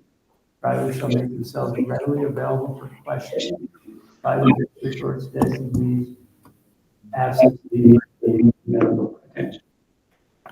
So I think things have happened that were probably not on the afternoon and didn't find it for a few days. Yeah, and then he was okay by then. Yeah.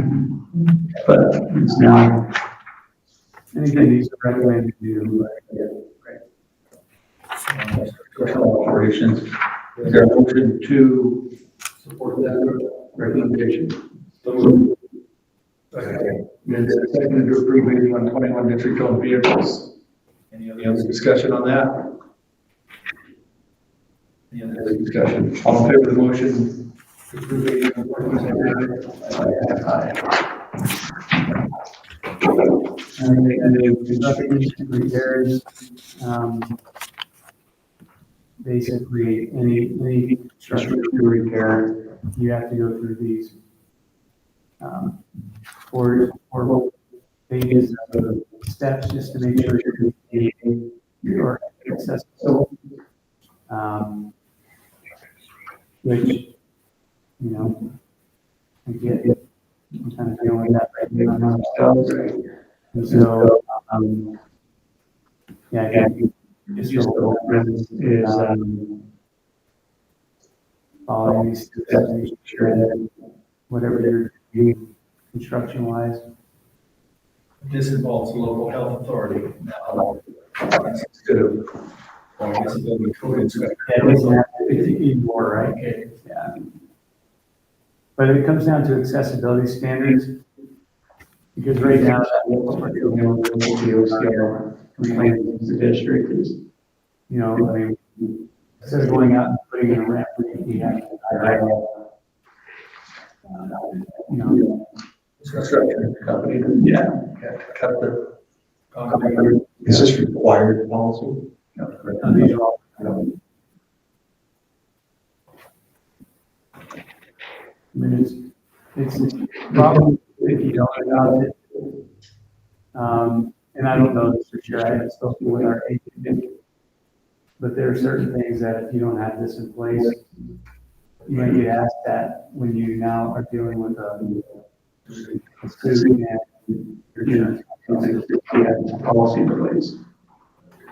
I don't know if they would not, but I don't know if they will. Okay, providing additional clarity on accessibility. Facility construction project, that's what it's.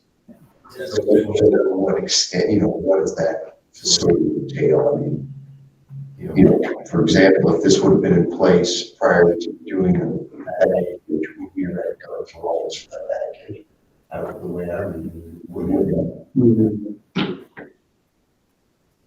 Yeah. Well, and as you know, first person that goes there and raises a complaint, we're supposed to go in. Is this just? It keeps us ahead of the game by requiring specific those plans. There's going to go forward. That's a good question. I mean, I think what good it does for us is, it helps us, instead of me trying to figure out who built the outdoor concession stand, what year, and all of that, we have all of it.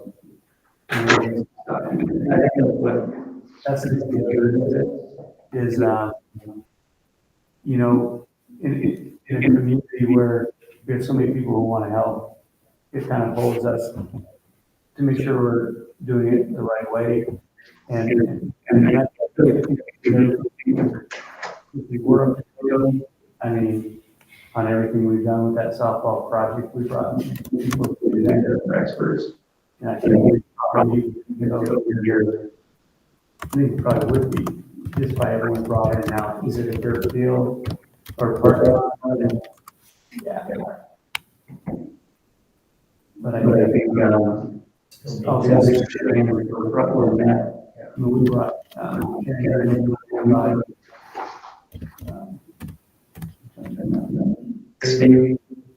Great. So I feel like we're, that was our job to look at all this for us and do the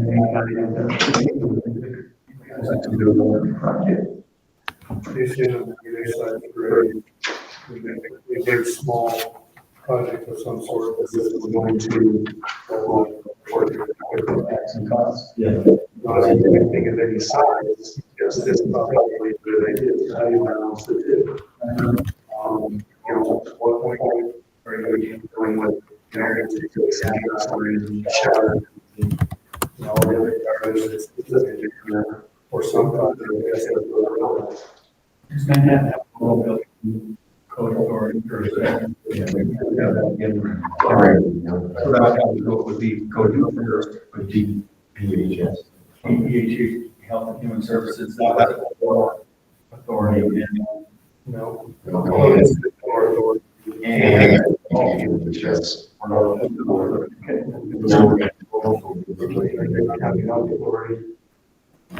mean, it's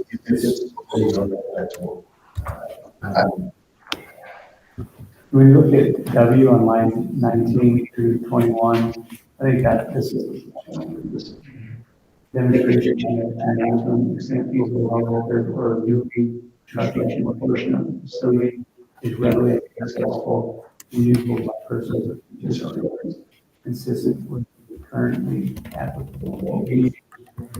So that's.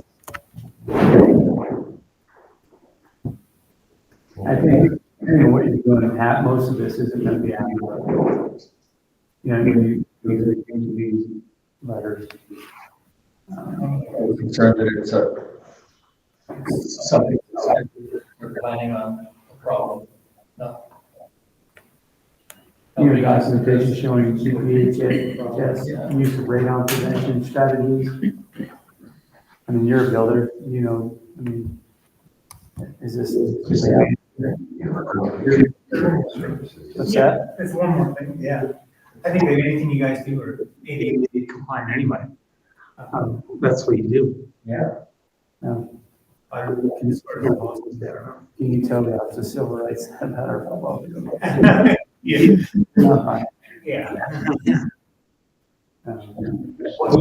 No, you wait till it's done. It's not a required policy. I don't know. How about if we were to ask? I'm not a big fan of it, to be honest with you. It's like a layer of bureaucracy. on top of what we do. Should,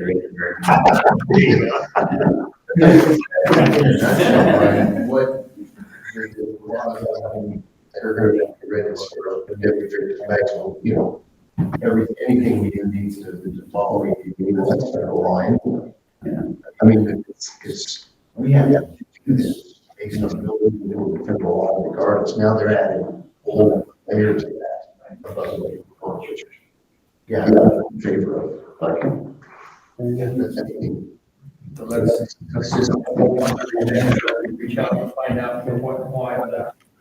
I mean, for example, on the small, so that would be until you get that project. There's a lot of additional cost. The plans and all of that. You know, but I agree with this. But when I look through this, you know, could be a guiding lesson, like on the cadence, on why they couldn't be enclosed. So I look at other things, location details, janitorial facilities. Well, you know, or anything with plumbing, specifications for the water. She was very clear. Karen was, you do this, you gotta do these things. So I feel like we did all this. Right. You know, so. Yeah, I'll reach out to her and just give her thoughts on it, and I'll update you next month. Yeah. Okay. Excellent. Board information items, just resignation of Alec Mary, principal math teacher. That's all we have.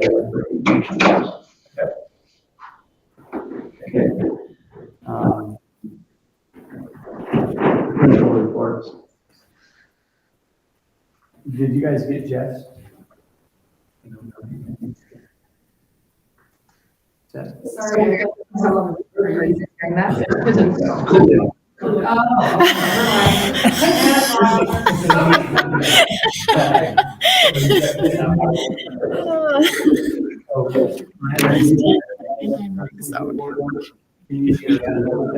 no? The data.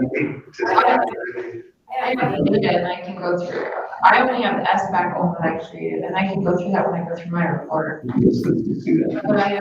I didn't get anything else.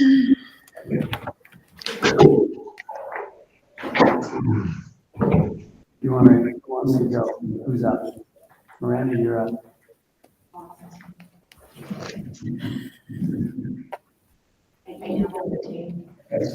So.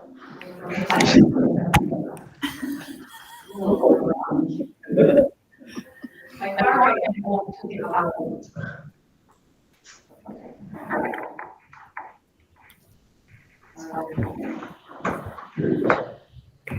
This is so hard. You know, hard. With your little ones. Yeah.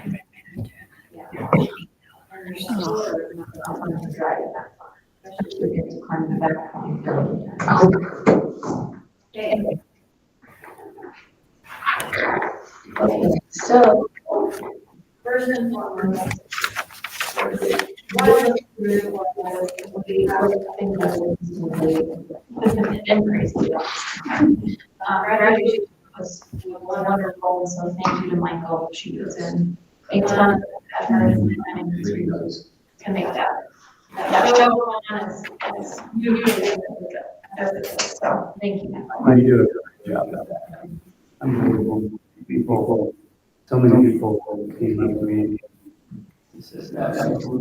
And go to graduation of the whole place, I think, that I was right there. Just don't use this to them. Yeah. We're sit down.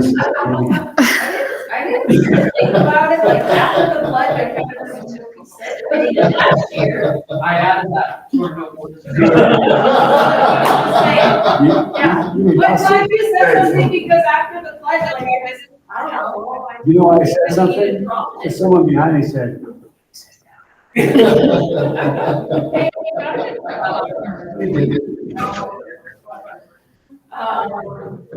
And then just outgoing Mr. Rosenberger, Miss Frank, and Mrs. Manzi do a wonderful job with the music for both conference and at the graduation performances, so. The activity day was a lot of great parents really organized a phenomenal event. And they got the work on the door dining, and so. It was good. Just overall very appreciative of all of our families, friends, and administrators. And then the community. Takes a team and working together. There's average attendance breakdowns, for the year around and then 9 months for the last 4 months. The numbers in parentheses are in comparison to last year's average attendance for those grades. What I'm not 100% sure about when I do the ADA, the average daily attendance breakdown, I don't know if they use exempt codes or not, so I'm not sure if the medical absences are included. Because if they are not, then those numbers would be less. With our 95, 96, 95, they would be absences are not counted. Just information about student recognition, where we ended with our honor roll, middle school, and we were assembly. We get recognized excellent attendance, our advertising award, and then we did a kindness award. So that's kind of where all of them number wise. You know, we're looking at 130 students in the high school ending up on the honor roll. That's excellent. And when we're looking at 110, no, 100, if I could do math, I'd be good. 100 kids in the middle school on the roll, I think we're doing great, our breakout. Here's just averages for our ACT scores. If you want to look more, break it down per kid. We have a link that will take you to a folder. And everything works like it's supposed to, it should. But with the first one, we have ACT, and this is for each individual. So you can look at their columns, or it doesn't have any information in it. So, just your high school and where our students can follow. So first you can see a positive score 34, and then the breakdown of how they scored. They scored perfect science. And so there's that. So for the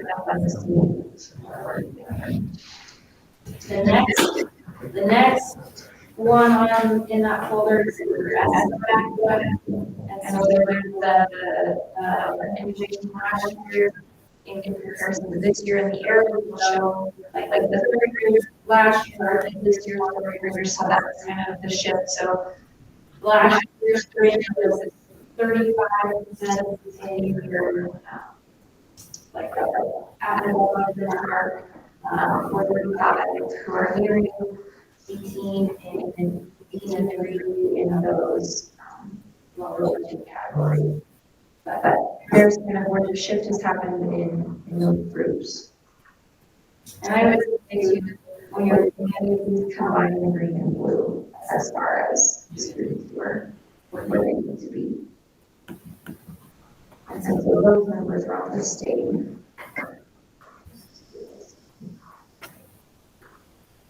And that is the first, sorry, I should say, the math is the first page and the ELA is the second page. And we only do this back. They're going to do eighth grade, in science, they do it in fifth. So those numbers are not compared. And this will be our last year. Next year it's mass testing. Is that the new thing they're talking on the news, they're rolling out all these new tests, is that what?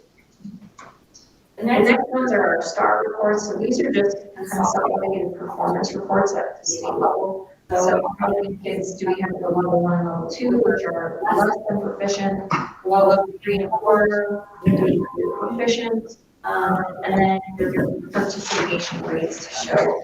Now, the reason that we have the 8th graders where the high school is we have 7 kids who are 8th graders that pull up into our whole class. And then an exciting adjustment we make next year, we're actually going to have an 8th grade algebra class that is taught at the starting level in high school. They earn a high school credit for it, but it's solely made up of 8th grade students. So we're hoping to get that class between 15 and 20. So I think that'll be really good, and then that'll help when they come up with the high school.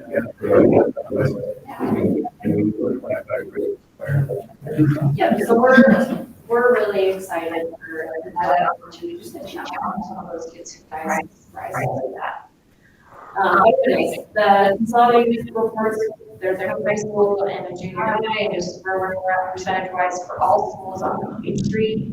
So there's one same report for reading. And then the DIP ones, in there, the DIP data. Oops, I didn't get to update the attendance for control day, but they're updated through almost the end of April as far as where our behavior report is at and where our attendance is at. I can't look at the number. But we did those through our MTSS grant. The second one is just a full picture. I don't have access to all of it on that, so I wasn't able to put everything in there. And so some were missing as we went through the year. But there's elementary, middle, and high school for STAR benchmarks. So when you're looking at the gain loss from winter, it's good when we see a decrease in the red and yellow and an increase in the I think one of the best reports we'll get is that STAR North proficiency one that has all the blue bubbles on it. Yeah. And we're looking at that, this one shows 6, 7, 8. I did not get it in order, which I just showed. So 8, 7, 6, and then 9. And so what this does is when you're looking at those graphs, this shows growth of our students. So when you go up the chart, the higher they're up the chart, the higher the achievement. The further the right, the more the growth. So what we're really want is in that upper right quadrant. And so to really see that we have a lot of students with that right to grow, we have a lot of high growth and high achievement. The way that it works for teachers, you guys just have screenshots of the charts, but when we go in as administrative teachers, we can actually hover over the bubbles and each one represents it. And so we can see what their scores are, what their growth is, and we can maybe be able to identify, like, is this one of our students who doesn't have IEP, they have a 504, or get identified as a title student, then they go on the test, so they need to just take a wash test. But there's really valuable data from those. So those are my favorite charts to look at. There's a folder of it. As a 10th grade, math and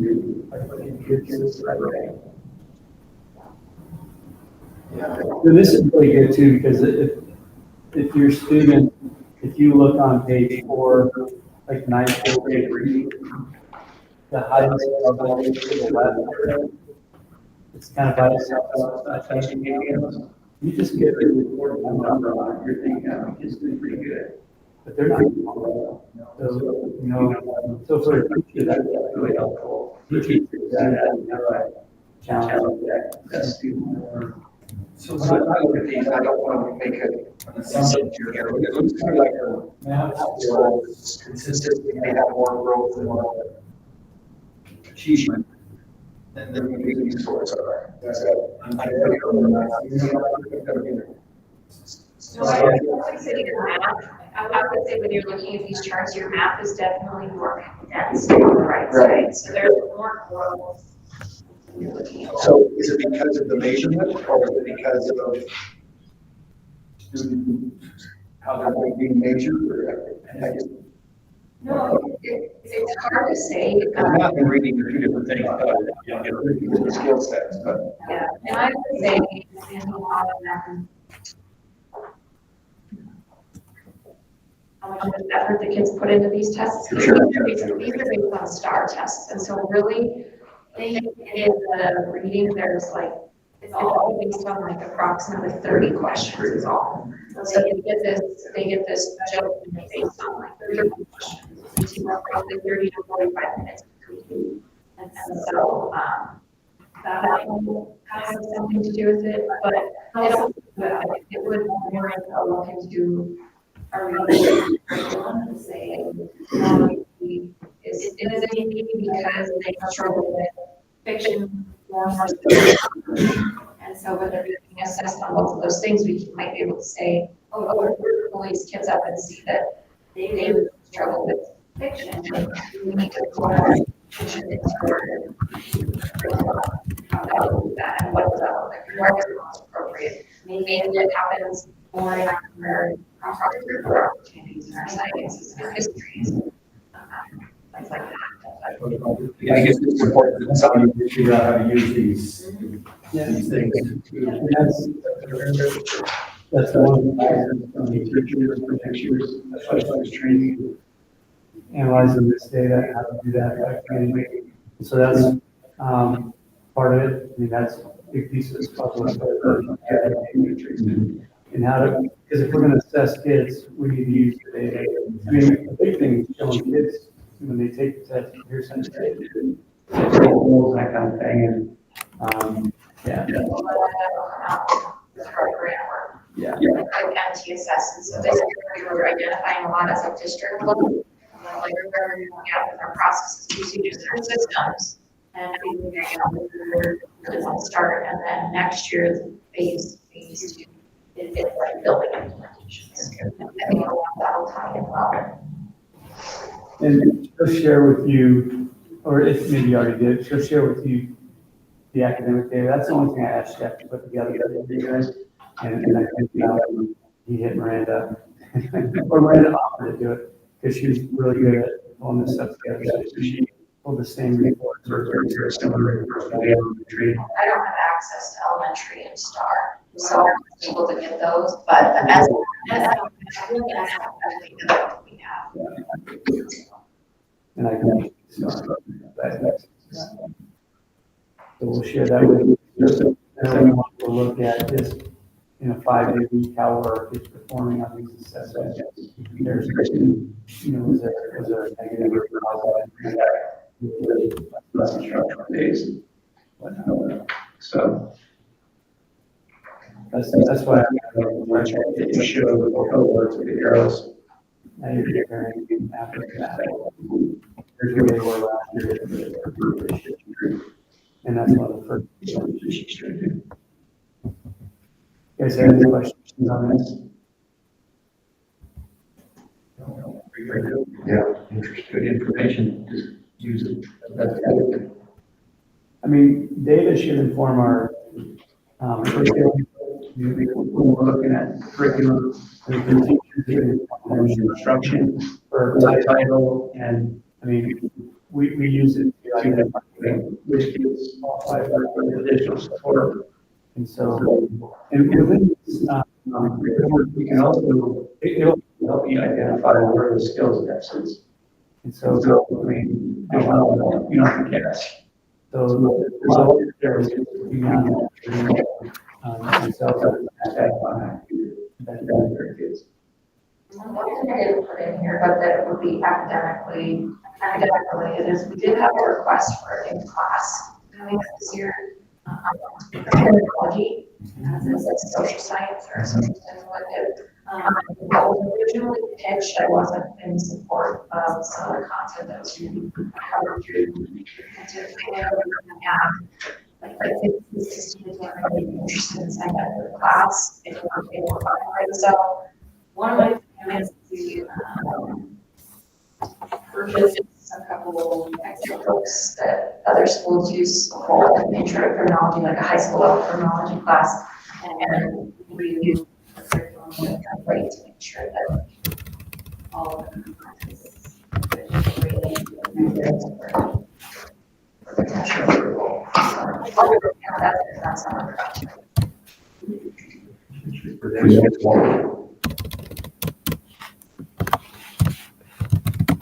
Any questions? I don't think it would be taught until the spring. So, Gotcha. Okay. I didn't make that up, okay. Makes sense. I find the topic fascinating, so some of them interesting.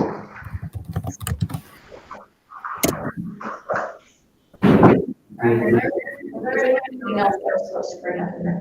No, I think we really want to just look at kids' kind of behavior, academic. We'll take some more time to look at it too and share insights. Thanks for the grace and support and thinking through everything. I'm excited for next year. For a little year.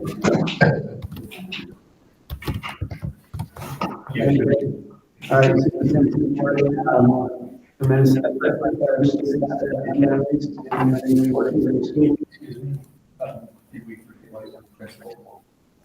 No, I'm not officially here. I think she. Like, I'm just listening. She finished, I was in 612 and then we're honoring that because this is a big job for her. And she didn't have a job, and she didn't do that. And so I'm, coming in July. Well, the middle school principal for next year. I do, actually. I'm learning a lot about myself as I get older that I naturally watch my behavior. And one of the things that I noticed was in my interview, I was asked that question, I have the same values that you guys have. And I was like, well, I don't know. What are your values? And so I've been able to watch you guys operate as a board. And I like yes. You listen, you are like kind in your communication, you're thoughtful, you're teaching presence over self. And so I thought, there's something that I saw a long time ago that reminds me of work. And it's like cowboy ethics. So what it takes to win it, every once in a while, spending time with me for more success to get to read through this and identify some areas that they can, so for you guys. And you can keep it for yourself or give it to a loved one. Yeah. And I heard even our superintendent one, they're part of the group. This is a hand in we need to improve. So I'm already I'm witnessing you guys behave in this way, and it's pretty cool. We have a list of ingredients there. It says, West, 10 pencils to live by. You probably heard this because as soon as I shared it with Brian, we heard. Live each day with courage, take pride in your work, always with judgment, start do what has to be done, be tough fire. When you make a promise, keep it, ride for the brand. You guys got to right for the brand. Talk less and say more. Remember that some things aren't for sale. And know where to draw the line. And I think you guys also know where to draw the line. So, I mean, all of this, it just reminds you guys. So, if there's anything in there that's not you, then that's not for you. Yeah, I appreciate what I see with this board being so, open to public comment and just genuinely, just genuinely care about what we do and it shows consistently. So that's awesome. Yeah. You can't get up there, Larry, I'll just tell you that right now. I can't.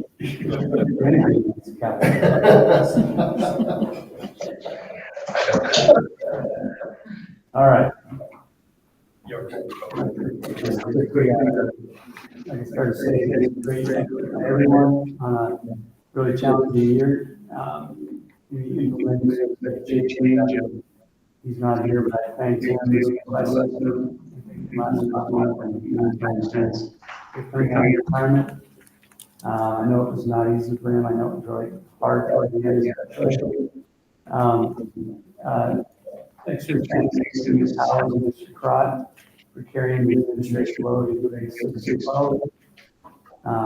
It's not good. In the spirit, Thanksgiving.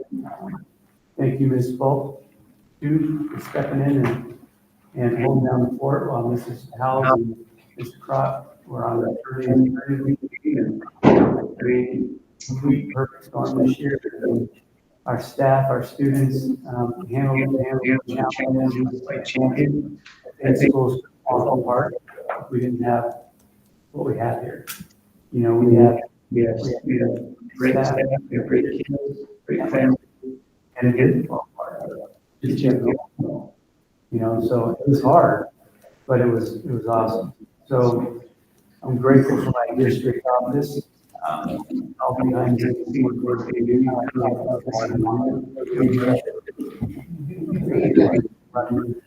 Store and all that stuff. But it's really good. I'm very thankful for you guys.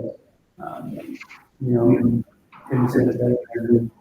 Mary, I mean, you guys are so dedicated to the schools. It's inspiring. So thank you. I'm excited as well for 2024-25, but I don't want it to get here anytime soon. I need a break for sure, but I'm very excited for next year to let it forward as a school and community. The entire leadership team where we can start to become part of that conversation with the funding and all of that. But there's the SAM Leadership Institute, July 22nd to 4th. The admin team meets tomorrow to start preparing, continue preparing for next year. Full slate that we're going to talk about. We're going to go over all these handbooks. Consistency and we're going to go through the CGA that I know the teachers and the board worked very hard coming to an agreement on, and what I believe we need to do better as an admin team is we did out for the CGA. I think we've heard a lot of issues that is if we did a better job. And that's not anything on you guys because you haven't been in a lot.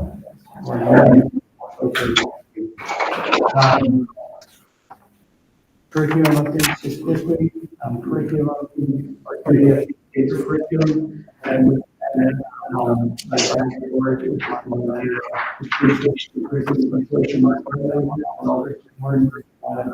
Director. I met with them yesterday, and they're working with the leadership team in August to really hone in. Next year, we're going to actually bring our curriculum committee, but it's not just principals, it's going to be our teachers doing that work as well. Facility planning and building, that to me is a priority. We have so much work there. I'd like to maybe do some subcommittee work.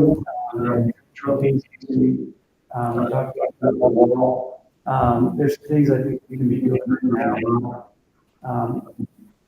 That doesn't require us to wait for the OCR. So I kind of like to get when we get that going, and then we can tackle some of the issues like green buildings. What are we going to do with that? There's storage, and then some of the requests on that in the middle school. But to me, that's a priority, for the administration, and even the long-term planning, what are we gonna do out here? And so that's something that, we have a date or intended. If we can hold off the summer, sometime during the summer, getting this work going, no later than the beginning of August, we've got to do it. MTSS, we're going to mention that committee, teachers and administrators, we're going to be at MSU next week, week of the 17th, and learn a lot of good things that will help us do good work for kids. Transportation committee, and we'll meet with all of them prior to the July board meeting. Ann and I met with Carlos today, had a conversation. You know, we talked about rates for next year. I'll continue on that a little bit more in my weekly report, but we're going to hold firm. They're wanting to increase. They're requesting an increase above the CCI increase, and we're not in support of that. And so we have the follow-up meeting. I'm going to want you and Brand there to bring up the transportation committee, and at that same meeting, we want to bring them into the fold on purchase of a new activity bus. You know, we our final two bills for April and May, we were overcharged because none of our these buses were working, and it's Carl's responsibility to get them working. And we, the manager, resigned even just prior to these bills coming out. And prior to that, he did not charge us for the buses, which are 2 to 3 times as much as buses when we use them, because he understood it. He owned that he was not doing that. Well, we designed cars and charges almost 3 times what it costs for activities, but for every activity we did in April and May. And so we brought that up with them today, and they know we want to talk about that at all, because I think they need to adjust that bill. That's a huge cost to the district, especially to the year. So a lot going on with them. They are working on rectifying a lot of problems. I was very encouraged when they shared that with us today. Just bringing in a separate manager who's going to be mainly communication. They're going to bring in a separate mechanic, and people. So there's steps. The problem is they want us to help pay for it, and we're, you know, we're going to buy that actually resulted in an 18% increase, which really impacted our taxpayers, our local folks. And so we let them know that for us to carry the load on this is a greater impact to our taxpayers. So I think, you know, they asked us to think about it and come back. I think we're not. Transportation meeting before we sit down, Carlos, probably. Yes, yeah, we will have a. With you and. So we're all thinking. And that needs to get knocked out before July, because we need this information. All right, and just a reminder, I think everyone knows, but we had a $100,000 donation. And with the sale of the 2 buses and with the depreciation, we ought to be able to purchase a new bus, $250,000 to $275,000. And it'll be a tremendous savings next year. And I went over on Kelly when I told her she was going to have to wrap it. And she let me know that those companies round up and on exactly what they spend. You're a negotiator. Does that include selling the 2 wheel? It would, so that's part of that. I mean, neither of them are working right now. As long as I've been here, we've never had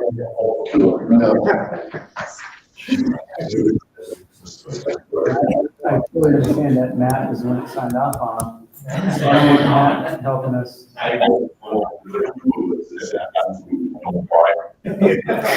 Who were they, Matt? Because you were the one that signed off on it. He's not gonna go sleep now, you gotta Yeah. So just real quick, feedback on these interviews, reasons for leaving, money, possibly that can't afford it. And obviously they're leaving, so I wanted to know, to me, the obvious response to this report is get attention. I mean, you're leaving, so, and the teachers that I talked to about the 4-day week was a good thing. Some who were against it when it came around felt like it was, they were not against it now, but it didn't outweigh the financial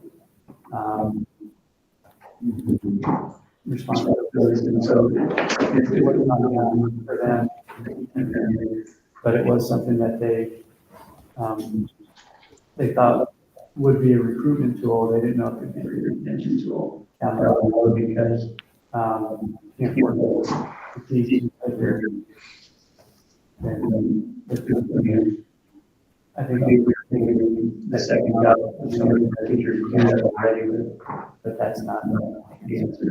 But you did say that the new teachers coming in was important. We are doing is a big, I mean, it's attracting them to our district. Because, something that I shared, and I've shared it with Rob and Matt, I believe, we received the breakdown on where our base salary is, and then our average salary is. And we're above everyone on our base except for the Bozeman, and we're just barely behind Belgrade. And on our average salary, I think we're ahead of Belgrade, weren't we? I don't have it in front of me, but we're very competitive. In class, what's that? So I have those, and I share them with these guys.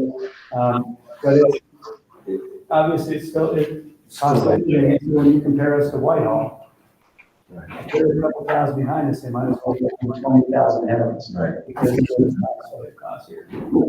So it's maybe not apples to apples. But our salaries.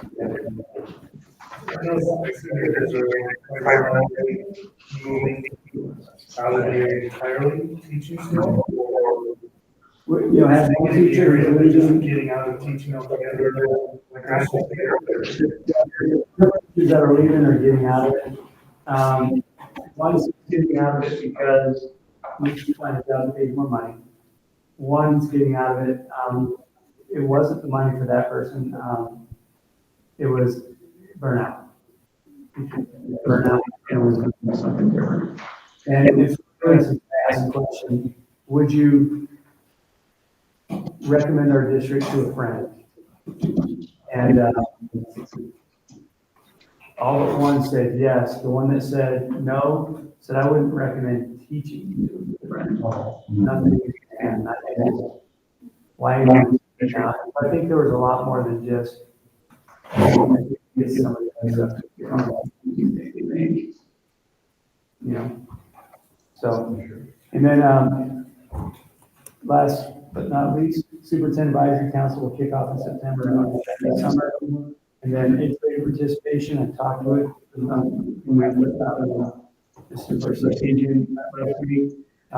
He's fully aware that he's going to take over this conversation around eighth grade participation. We have yet shared all my notes with him from my advisory councils. Everything that I gave to him, including the stuff on the wrestling coach, and shared some conversations that Kelly and some other parents have shared. So he's fully informed. He's going to be reaching out to these folks and engaging them in conversation. So Are we expecting to have something for the August meeting there on that, yes or no? So coaches and parents? yeah, I mean, we talked about that. I know we had a request last year for cross country. So what I told him is, we said no last year for cross country. They may feel they need So there would be a conversation, you would need to check out the country. Not a black and white or a blanket policy. I think it's gonna be unique. So if cross-country feels in the eighth grade participation, then we have to have something in time.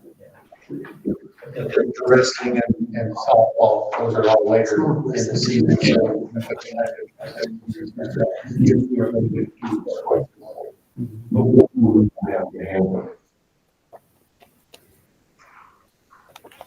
Well, we got rid of the student participation, you're saying.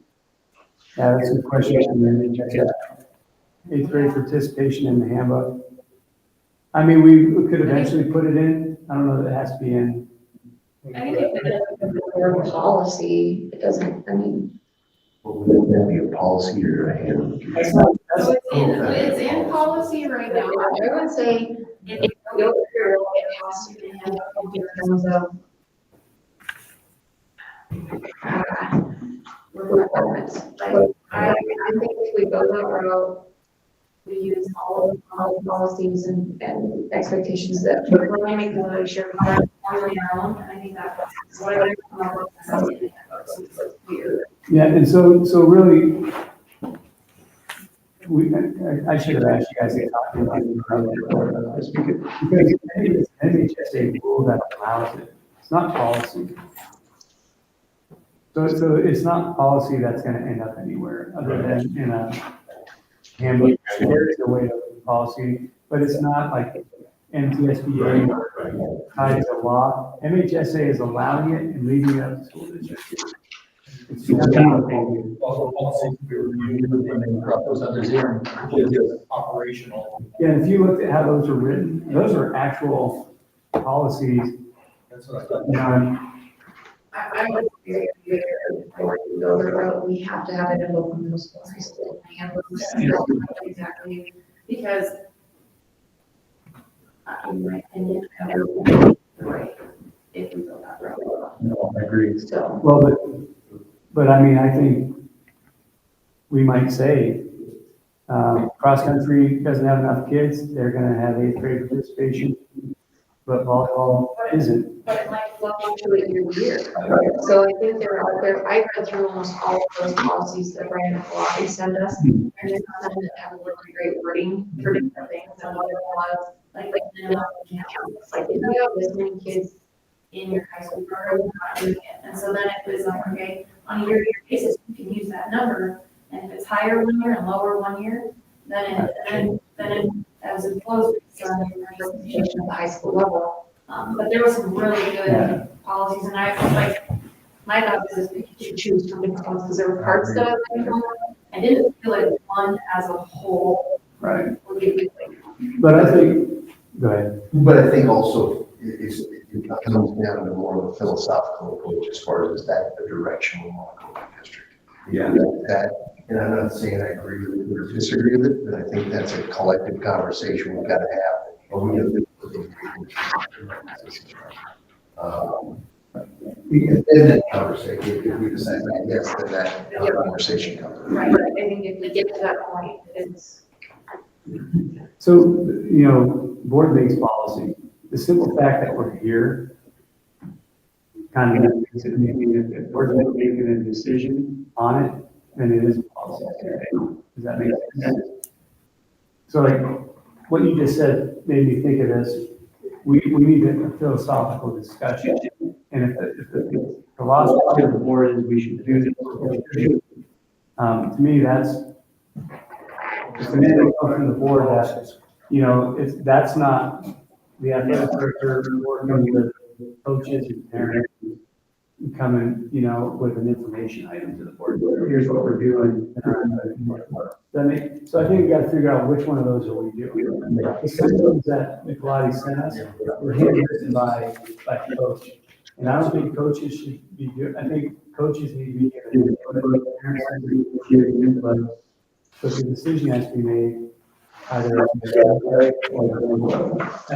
admin or board level, I think. sat down with Nate, and I was very impressed with his understanding and experience with this. And I feel like you guys heard directly from him and were able to ask some questions because he's very knowledgeable with how that impacts sports. But I also like what he said, he's done it. And he fully implemented it, and, but he also acknowledged the fact that in every choice. He doesn't, he wouldn't just jump into, we should do it in Manhattan. Because maybe we have to do it. Yeah, I mean, they couldn't put a team out there in any sport. They helpful and what's harmful and just really thought about the whole child. The whole team. The worst thing as much as it is what's best for the kid. Yeah. But I think we did a good job with the advice and input. Anyway, we probably got to do that sooner or later. It's on his plate right now. I think this was the first step on the way to representing our district as the AD there, and then he's here. So, and he's gonna be here tomorrow. Yeah. Fishes, maybe asking questions, sharing thoughts and input.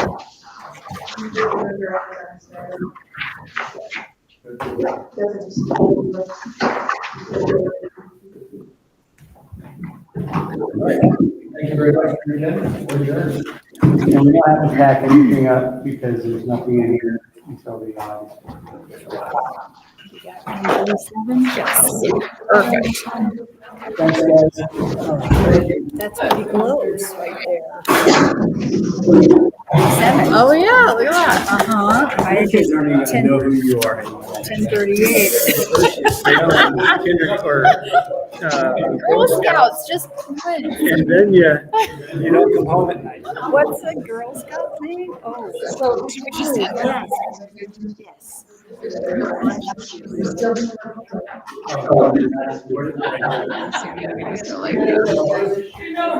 Hey, I'm the one that needs to edit. Okay, all right. Now Yeah, you'll really have that feeling here with us. I don't know how I feel. Hey, dude, have a good night. Good week. Rest of your week. I'm gonna. Yeah. good friend of mine, his wife. I was giving Facebook audio and it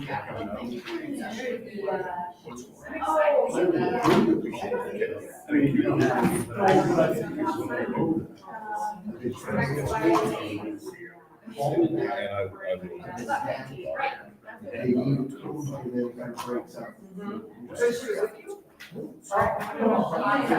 Sorry. Yes.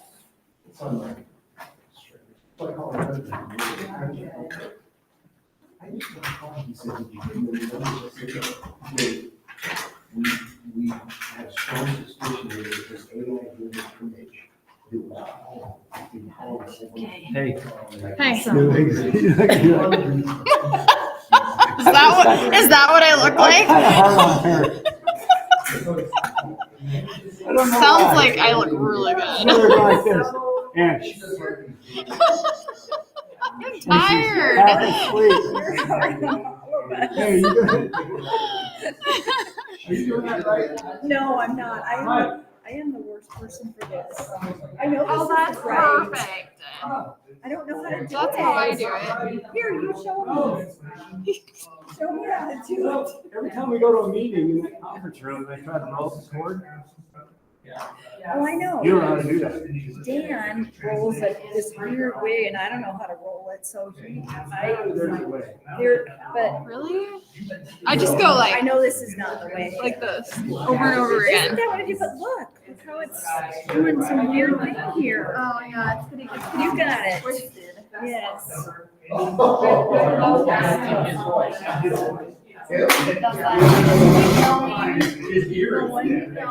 No, there is.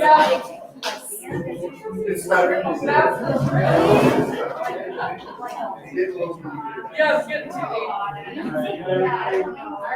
I guess I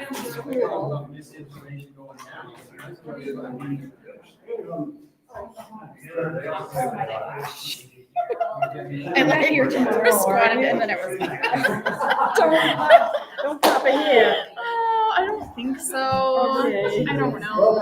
I'm pretty much finished with I'm finished with end of year attendance. That's done. Are you? I need to do extracurriculars done. I just haven't validated and printed off the report yet.